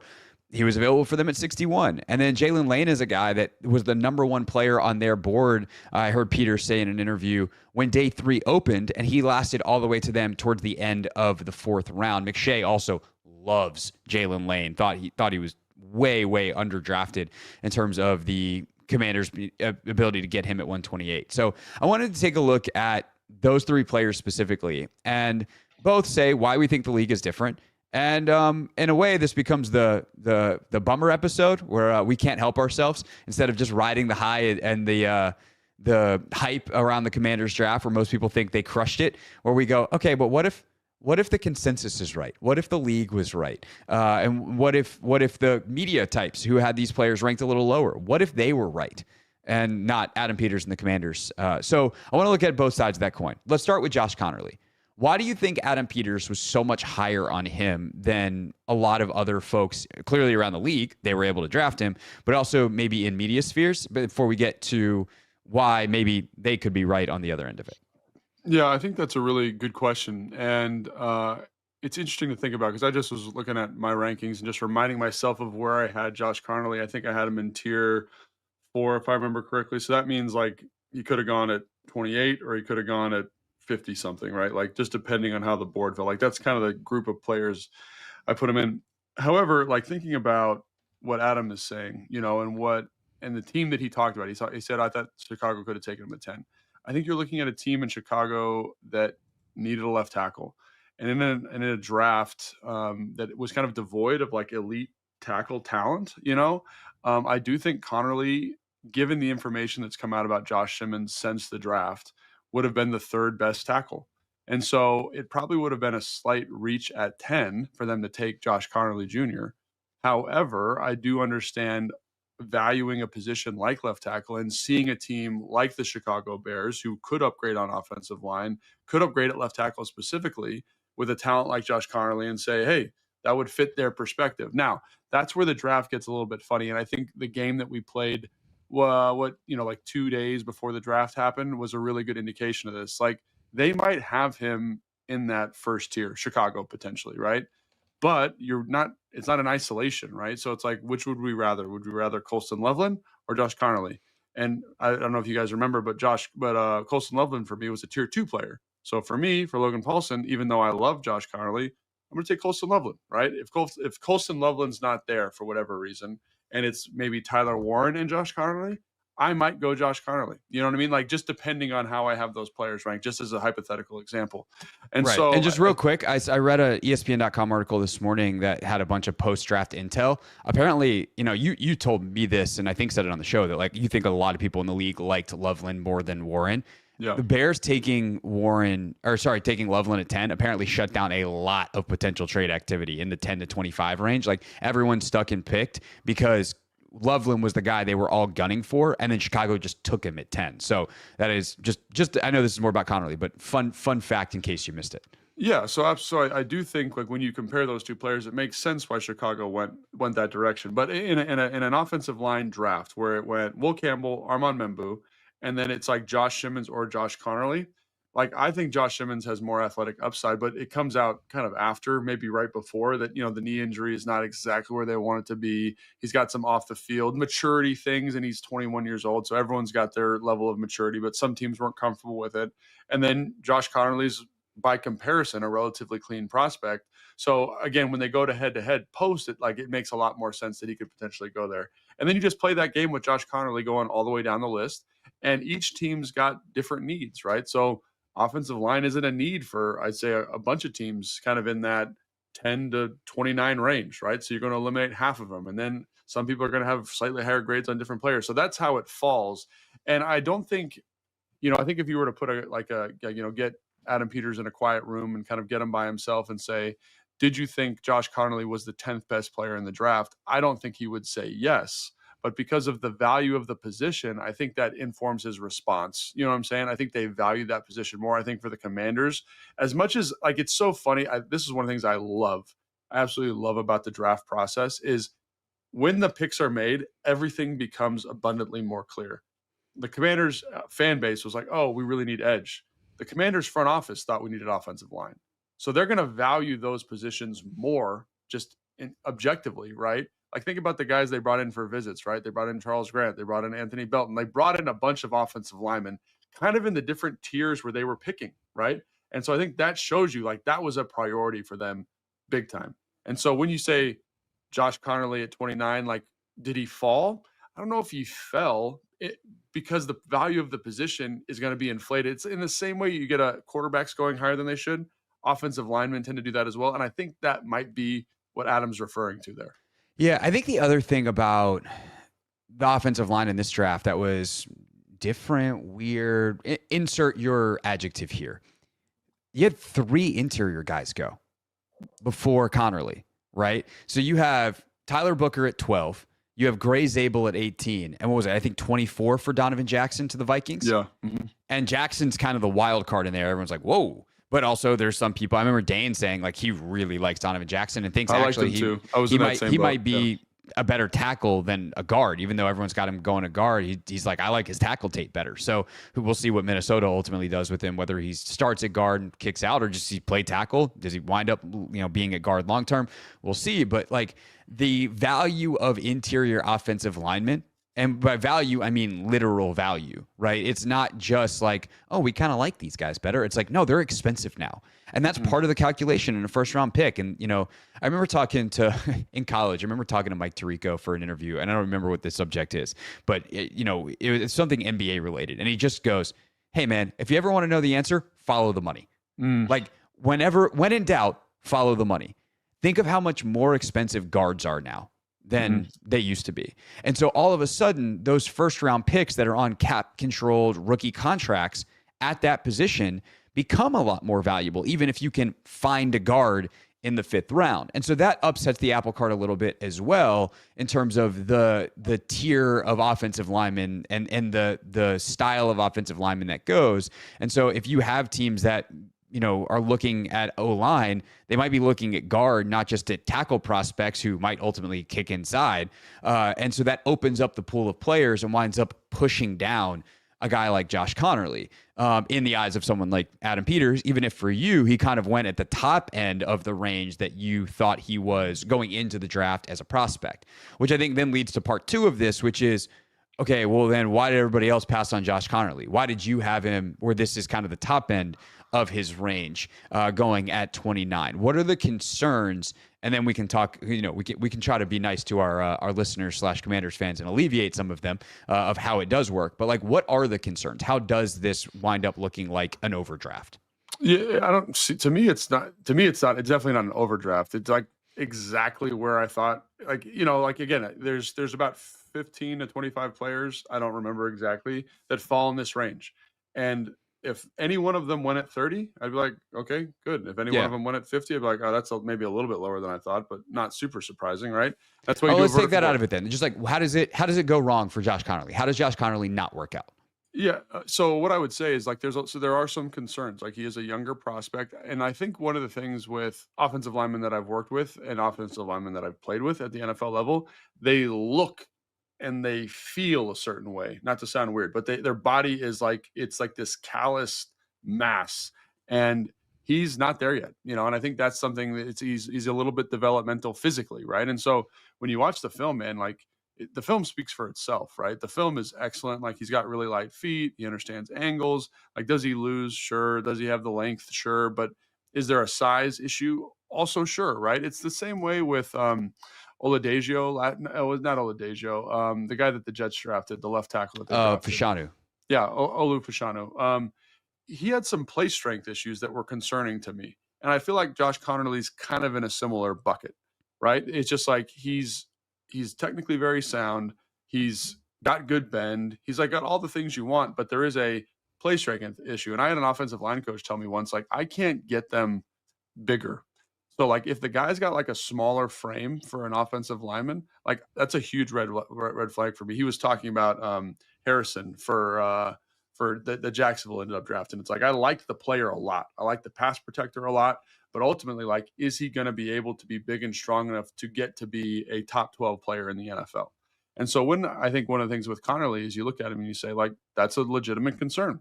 Like, can you get big and strong enough to be in that top tier guy? Because, like, when you look at the top tackles in the NFL, they're all 325, they're all 6'5", they all got this kind of mass to them that's very unique in terms of athletes across the globe. The thing that I would point to is say, like, when you look at Connerly, when you meet him, he definitely has the ability from a frame standpoint to get there. It's just, is he going to put the work in? And so that's where I think the 30 visits, the Senior Bowl visits, the combine visits with the player help inform that. And you say, okay, this guy is a developmental guy to a certain extent, but we think he can get there, and we think he can kind of fit the need that we ultimately be the player we think he can be. Right. And that would be my, like, if you're going to say, all right, that's the concern. Now let's ease it, is this is why you value the person. Like, this is why you value the competitor, because it's not just like, how hard do you play and do you have a nasty streak on Saturdays that will translate to having that on Sundays. It's how do you work Monday through Friday to get to that point where you're ready to go on game day? How do you work in the off season? Can we trust you? And the fact that they have that trust in a guy who is so young that they think, yeah, there's no problem here. That one is he like matures. It's so funny to talk about a guy who's like 6'5", 315.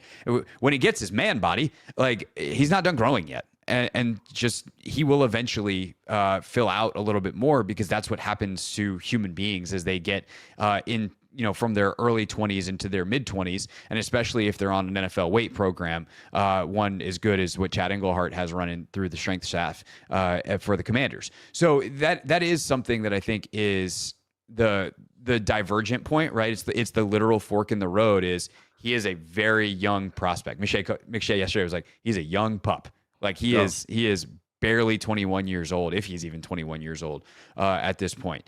And so he can either stay smaller and not develop the core strength and continue to have the play strength issues and be a bottom half tackle in the NFL, or not work out at tackle at all and try to figure it out at guard, and maybe not even figure it out at guard. Or he can put in the work, get stronger, use his natural athleticism, study, continue to understand how to leverage his body and the angles and the technique and all that kind of stuff you need to be a master at the NFL level. And he can be a top 10 tackle or a top 10 guard in this league for a long time. And so I think that's kind of the Josh Connerly thing. As a point of comparison that I think a lot of fans will resonate with, like Morgan Moses, when he first came in, reminded me a lot of Josh Connerly. Like, obviously Mo's a little bit bigger, a little bit longer, but I think Mo came in at like 310 or 305, and he got up to 330, and he's a big old hoss now, and he's one of the best, more consistent. Morgan Moses is one of the biggest human beings I've ever been around. Right, but he didn't come in like Josh Connerly's a big dude, right? Yeah. But like he didn't come in like full, like filled out. You know what I'm saying? And I think like that's one of the things with Connerly where you're like, damn, man, like he's still a baby, he's still a puppy. I think that's a good way to characterize him. And so there's a question that he doesn't develop, that it's too hard for him. He doesn't have the frame to get it done. And so there is a little bit of uncertainty and a little bit of risk there. But I think that's, again, with guys like Chad and understanding kind of the developmental nature of your program. I will say that about Dan and Adam, is they are willing to develop talent. And here is a guy that is exactly what you want for that type of program, right? You don't want the guy that runs a 5.4 40 that doesn't give up you don't want the Arion Tirsri by comparison. Like for the Commanders, that's a weird fit because he kind of is who he is, right? The coaching doesn't matter. His floor is established. His ceiling is established. Connerly, relatively high floor, but sky high ceiling if it hits, right? And I think about Brandon Coleman, and it's the same thing.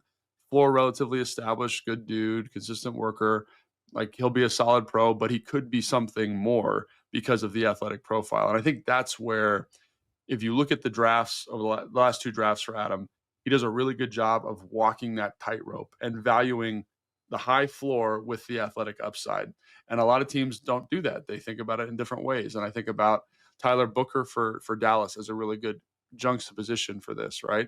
Tyler Booker, you know exactly who he is. Like there's very little development. You know exactly what the player is. Like he is what he is. People value that. For me, I like the Josh Connerly upside play a little bit. I think there's more value there long term, and you got to invest in it. And if you're not willing to invest in it, it never grows. It never comes to fruition. But I think this staff and this organization understands that, and that's why they can accommodate a player that I don't want to say is risky, because he's not risky, but to be the best version of himself, he needs to do some growing. All right, if you want to hear the same exercise with Trey Amos, Kay Madrano, Jalen Lane, and hear about some of the undrafted free agents who are hoping to make some noise this weekend in rookie minicamp, check out the full version of Take Command wherever you get your podcast. When we get back, NBA tonight, can the Warriors steal another one in Minnesota? We will discuss. But first, the latest from the world of women's sports, presented to you by Wawa. Chicken how you wanna at Wawa with customizable roasted or crispy chicken sandwiches.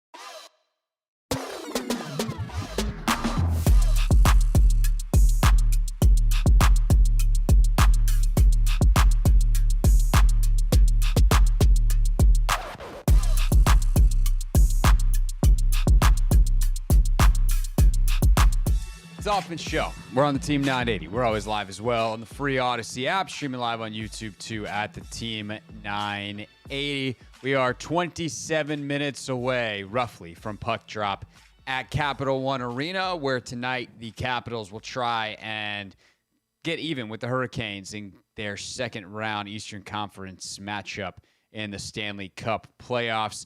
John Walton has the call over on 106.7 The Fan. Of course, Sean McDonough and team on ESPN. We talked to Joe Beninati earlier on in the show. If you missed it and you want a little Caps preview, hit that rewind in the Odyssey app or rewind on the YouTube stream back to 5 o'clock. Check out the chat with Joe B. Won't be mad at you for doing it, but Joe B was great. And if you want to check that out, that is a good place to do it. Or if in the podcast feed, of course, Anthony's got the podcast up there. We are going to turn our attention, though, to the hardwood, where tonight the Golden State Warriors are going to take on the Minnesota Timberwolves in Game 2 of their Western Conference NBA playoff matchup without Stephen Curry. They won Game 1, even though Curry left in the first half with a grade 1 hamstring strain, and Curry actually spoke for the first time today about his status moving forward. Eventually, there'll be conversations like that. I'm not even anywhere close to that right now, so I'm not rushing it. Like I said, there has to be a natural healing process that happens, and the body will tell you, even if you're able to do like normal basketball movements, staying free and all that stuff. And I know how tricky hamstrings can be, where they can fool you and think that it's healed even if you don't feel anything. And so that gray area is a little will be confusing, I'm sure, but I'll do everything in my power to get back as soon as possible. So, Anthony, he's 1,000% right. Also, I think the exact clip we just played is playing over your shoulder on TV right now, which is pretty funny. But he's 1,000% right on hamstring trickiness, right? You had a hamstring strain a couple months ago. Yeah. Were they the same one, or did you pull both of them? I pulled both. I pulled one in 2023 and then one in 6 months after that, actually. So, Excellent work. Welcome to getting older. No, it's something that happens in athletics, and the problem is exactly what Curry said. You feel fine until the moment that you don't.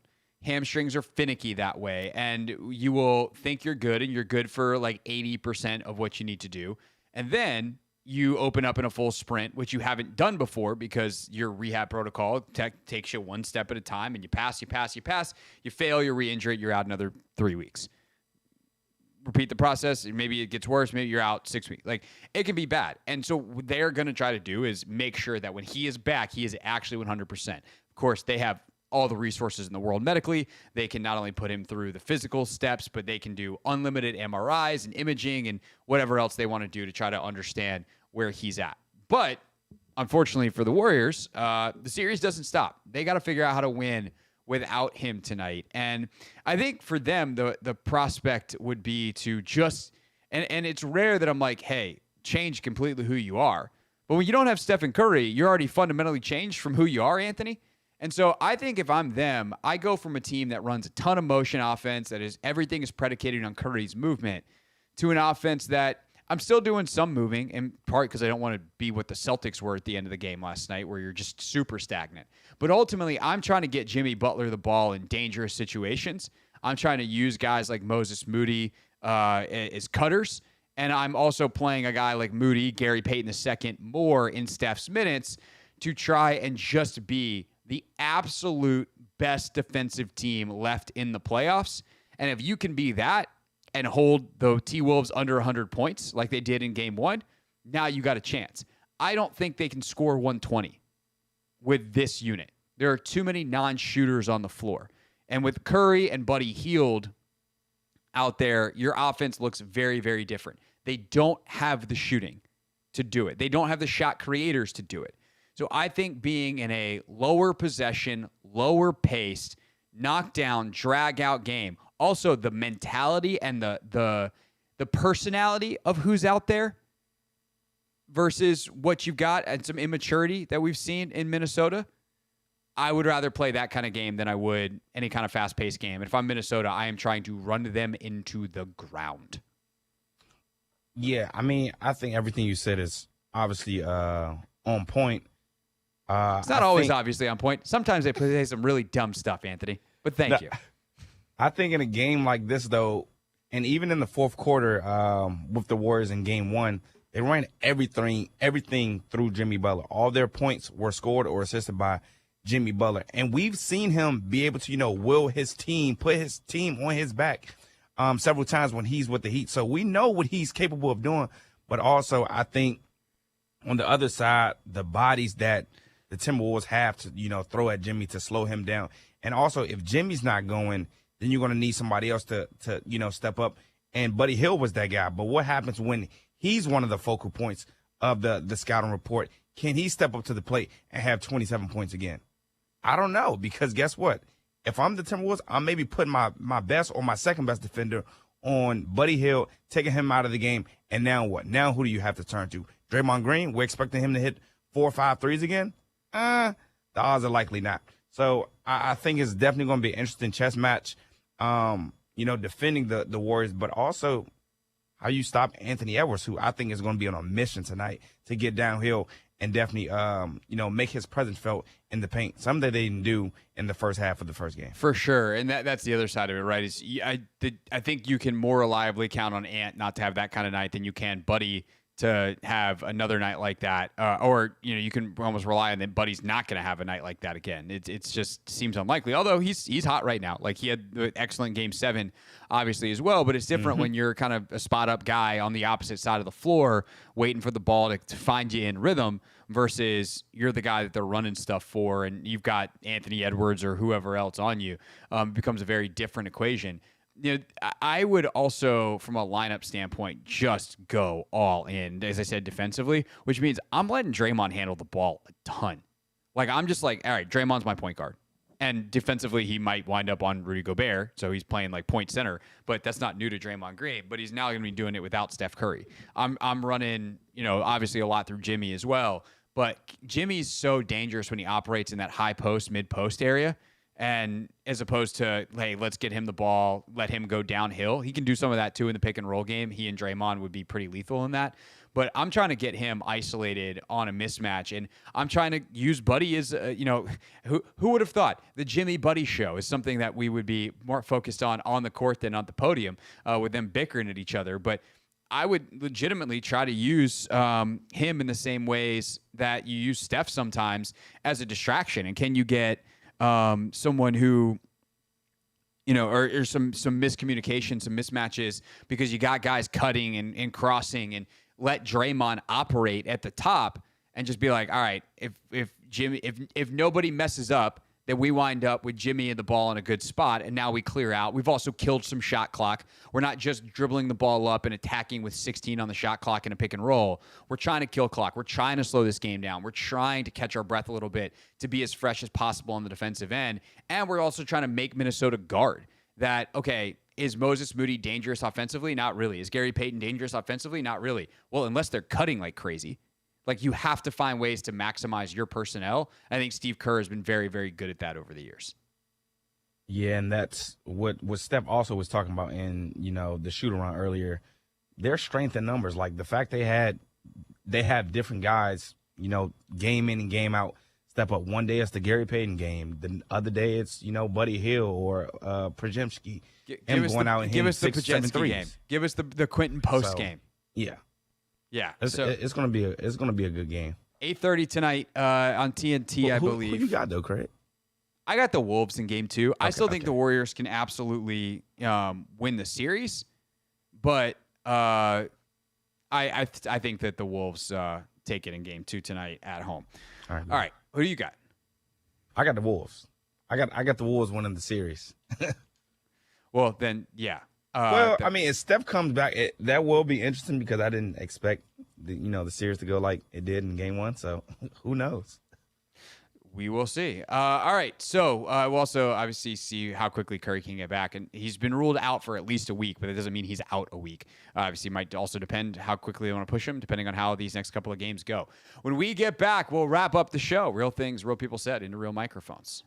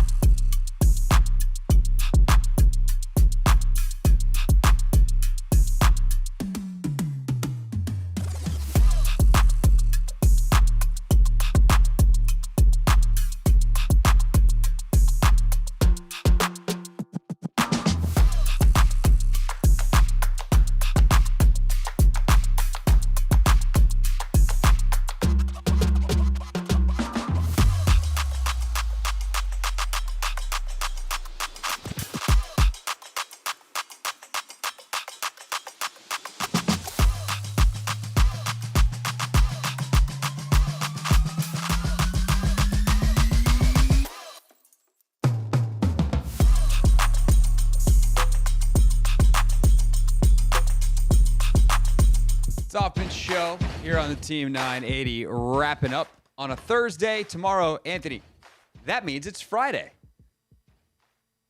Really? Yeah. Same as last week. I know it's a new thing, but like last week, that's how we're going to do it moving forward. Thursday into Friday. Say no more. All right. Tomorrow on the show, that means Friday. Every time I tease Clinton Yates on the show, it winds up being a week you can't do it. So Clinton Yates is definitely not joining the show tomorrow. I will have an interview with the director of Season 2 of Full Court Press, which is the ESPN Plus series that documents women's college basketball. They take 3 stars. Last year, Caitlin Clark was amongst them. This year, it's Hannah Hidalgo from Notre Dame, Flau'jae Johnson from LSU, and from the University of Southern California, Washington Mystics rookie Kiki Iriafen. So I have an interview that I am recording tomorrow morning, so we'll air that for you tomorrow. Anthony, we had a bunch of other stuff on the show tomorrow as well. Oh, Logan and I's rookie minicamp preview, and maybe Yates, but definitely not, because then he'll actually be here, except for if I say he's here, then he won't be. What else? We got Howie Roseman, Adam Peters call. Oh, yeah, that's something we haven't gotten to from draft leftovers, is all the behind-the-scene footage comes out. The Eagles released a trade call attempt between Howie Roseman and Adam Peters, and I thought it was an interesting discussion. Peters also addressed potentially trading with the Eagles on the Pat McAfee show, so we can get kind of both sides of that equation as well. We'll talk about it tomorrow. So plenty of fun on a Friday. We'll see what else happens. We'll also review the Caps. Obviously, they're playing tonight, as you might have heard, coming up in 10 minutes. That's all we got for today, though, except for this. Real things. We're not going to be sucked this year. Real people. 5 and 11, not very good. Said into real microphones. You know, the culture is actually damn good. Oh, let's start off. I can't believe this has taken us this long. The Met Gala was Monday. And of all the fashion correspondents, there's no one that we could possibly want to hear more from than Charles Barkley. Spike Lee, that's my guy. He got the Knicks on 10. Janelle Monáe, one of my favorite people, and I love women that wear hats. Janelle Monáe, I'm going to give her a 10. Jalen Hurts, he got the hat on too. Thanks for that Super Bowl. I owe you big time, but you look great. 10. Andre 3000, interesting look, but he does have a hat, and I got a soft spot for hats. I'm going to give him an 8. Russell Wilson and Ciara, now she looks amazing, so I'm going to give her a 10. I'm going to give him like just a 9 because it's just a plain tux, but it's smooth. Shabuzi, I like it. Got another hat. Hats must have been the thing. So Shabuzi, I'm going to give you an 8. Stevie Wonder. I see you. You a legend. You one of the best to ever do it. I ain't going to say nothing bad about Stevie Wonder, even though, because he's got a train. Train food, the thing that you on the back of. The second Shaq enters the equation, the bickering starts. They're the worst, and by the worst I mean the best. Big fella smoke. I'm taking you down to an 8. Colin Kaepernick, nice suit, a little cape. Nice suit and cape, man. You look like Dorsal Duff and Harry Potter. Okay, 8. Serena Williams, man, she looks great. That looks like one of those modern movie stars from back in the 50s, 60s, and 70s. You look great, Serena. Lewis Hamilton. Is he French? No, he's English. Impressed Chuck knew that. I love the white suit. I love the beret. I'm gonna give you a 9. First of all, Lewis 10. Lewis 100% 10. Yeah, his fit was crazy. It was just so perfect. I would not have pegged that Chuck's fashion sense was better than Shaq's, but I get the sense that Chuck's fashion sense is better than Shaq's. I mean, if I had to pick between the two, I literally might give the edge to Chuck by default. I never really thought about it because I feel like Shaq takes more risks, but Chuck's suits typically look like very sharp. But also an eye on like fashion is different than just like, hey, look put together on television. Occasionally Shaq does wear some crazy stuff that you're just like, bro, did you get dressed with your eyes closed? Like, everything you have is custom made. How is it custom made and that bad? Because they don't make regular clothes. They don't make clothes in your size unless you ask for it. Malik Neighbors was on 7 p.m. in Brooklyn, which is Carmelo Anthony's pod, and had a pretty funny story when he was asked about the difference between college and the NFL. And I think I might know who he's talking about at the beginning of this answer. What is the biggest difference between NFL and college? This about college, bro. I'm not going to say it was easy, but it was so easier than what I'm in now. They trying to kill you. You catch that ball, bro. I ain't caught the ball in some spaces while I'm like, oh, I'm about to get jiggy. Somebody come out of nowhere. Boom. You might catch a good screen. Them D linemen. Yeah. Oh, they running. In college, you're going to find this nut in the defense that you're going to be like, oh, we going at him. And I done did whatever I wanted to do. In the NFL, oh, it's not going like that. That same dude, you might feel like he got a big jersey number on. He like that, though. He like that. He got 37. He like that. He got big 35 on, no sleeves on. He is like that, though. Like, you can't sleep on that. He was a first-round pick. He dangerous, ain't got numbers open right now. But he about to get his next year, though, because he like no that. sleeves on the Like, we gotta save the 39 because I ain't coming back next season. He just playing comfortable. Dog, when he talks about in that first part of the answer, he's like, you catch the ball in some space, and I think I'm good, and pop. Remember what Frankie Louvu did to him in week 3? Yeah, hustle or week down 2, the whatever field. it was? Yeah. Yep. Oh, that was when everybody in Washington fell in love with Frankie Louvu. They're like, this is my new favorite player. And I now, kind of when I'm watching potential players, whether it's free agents or draft prospects, I kind of mentally put them through a Frankie Louvu test. I'm like, do you play as hard and as violently as Frankie Louvu? And if you can't score like an 8 out of 10, then you ain't playing here. Because Adam Peters is not interested. Dan Quinn's not interested. I agree. Need that hustle, need that energy. But yeah, hey, look, Malik ain't lying, man. Everybody in the NFL, they're athletic, man. Well, that's the thing. Like, we had the call earlier asking about, like, Isaiah Simmons and, like, why hadn't he worked out in the league and should Washington have looked at him? I'm like, well, when you go from being the best athlete on the field by a mile to the best athlete on the field by five yards, different ball game. Different ball game. You're going to need a lot more than your athleticism. All right, that's our show for today. There was a great Michael Penix story for tomorrow's version of Real Things. We didn't get to it today, but make sure you're staying all the way through for that tomorrow. Again, all the things we told you about 5 minutes ago will be tomorrow. We're out of show for today. Go Caps, go. See you mañana.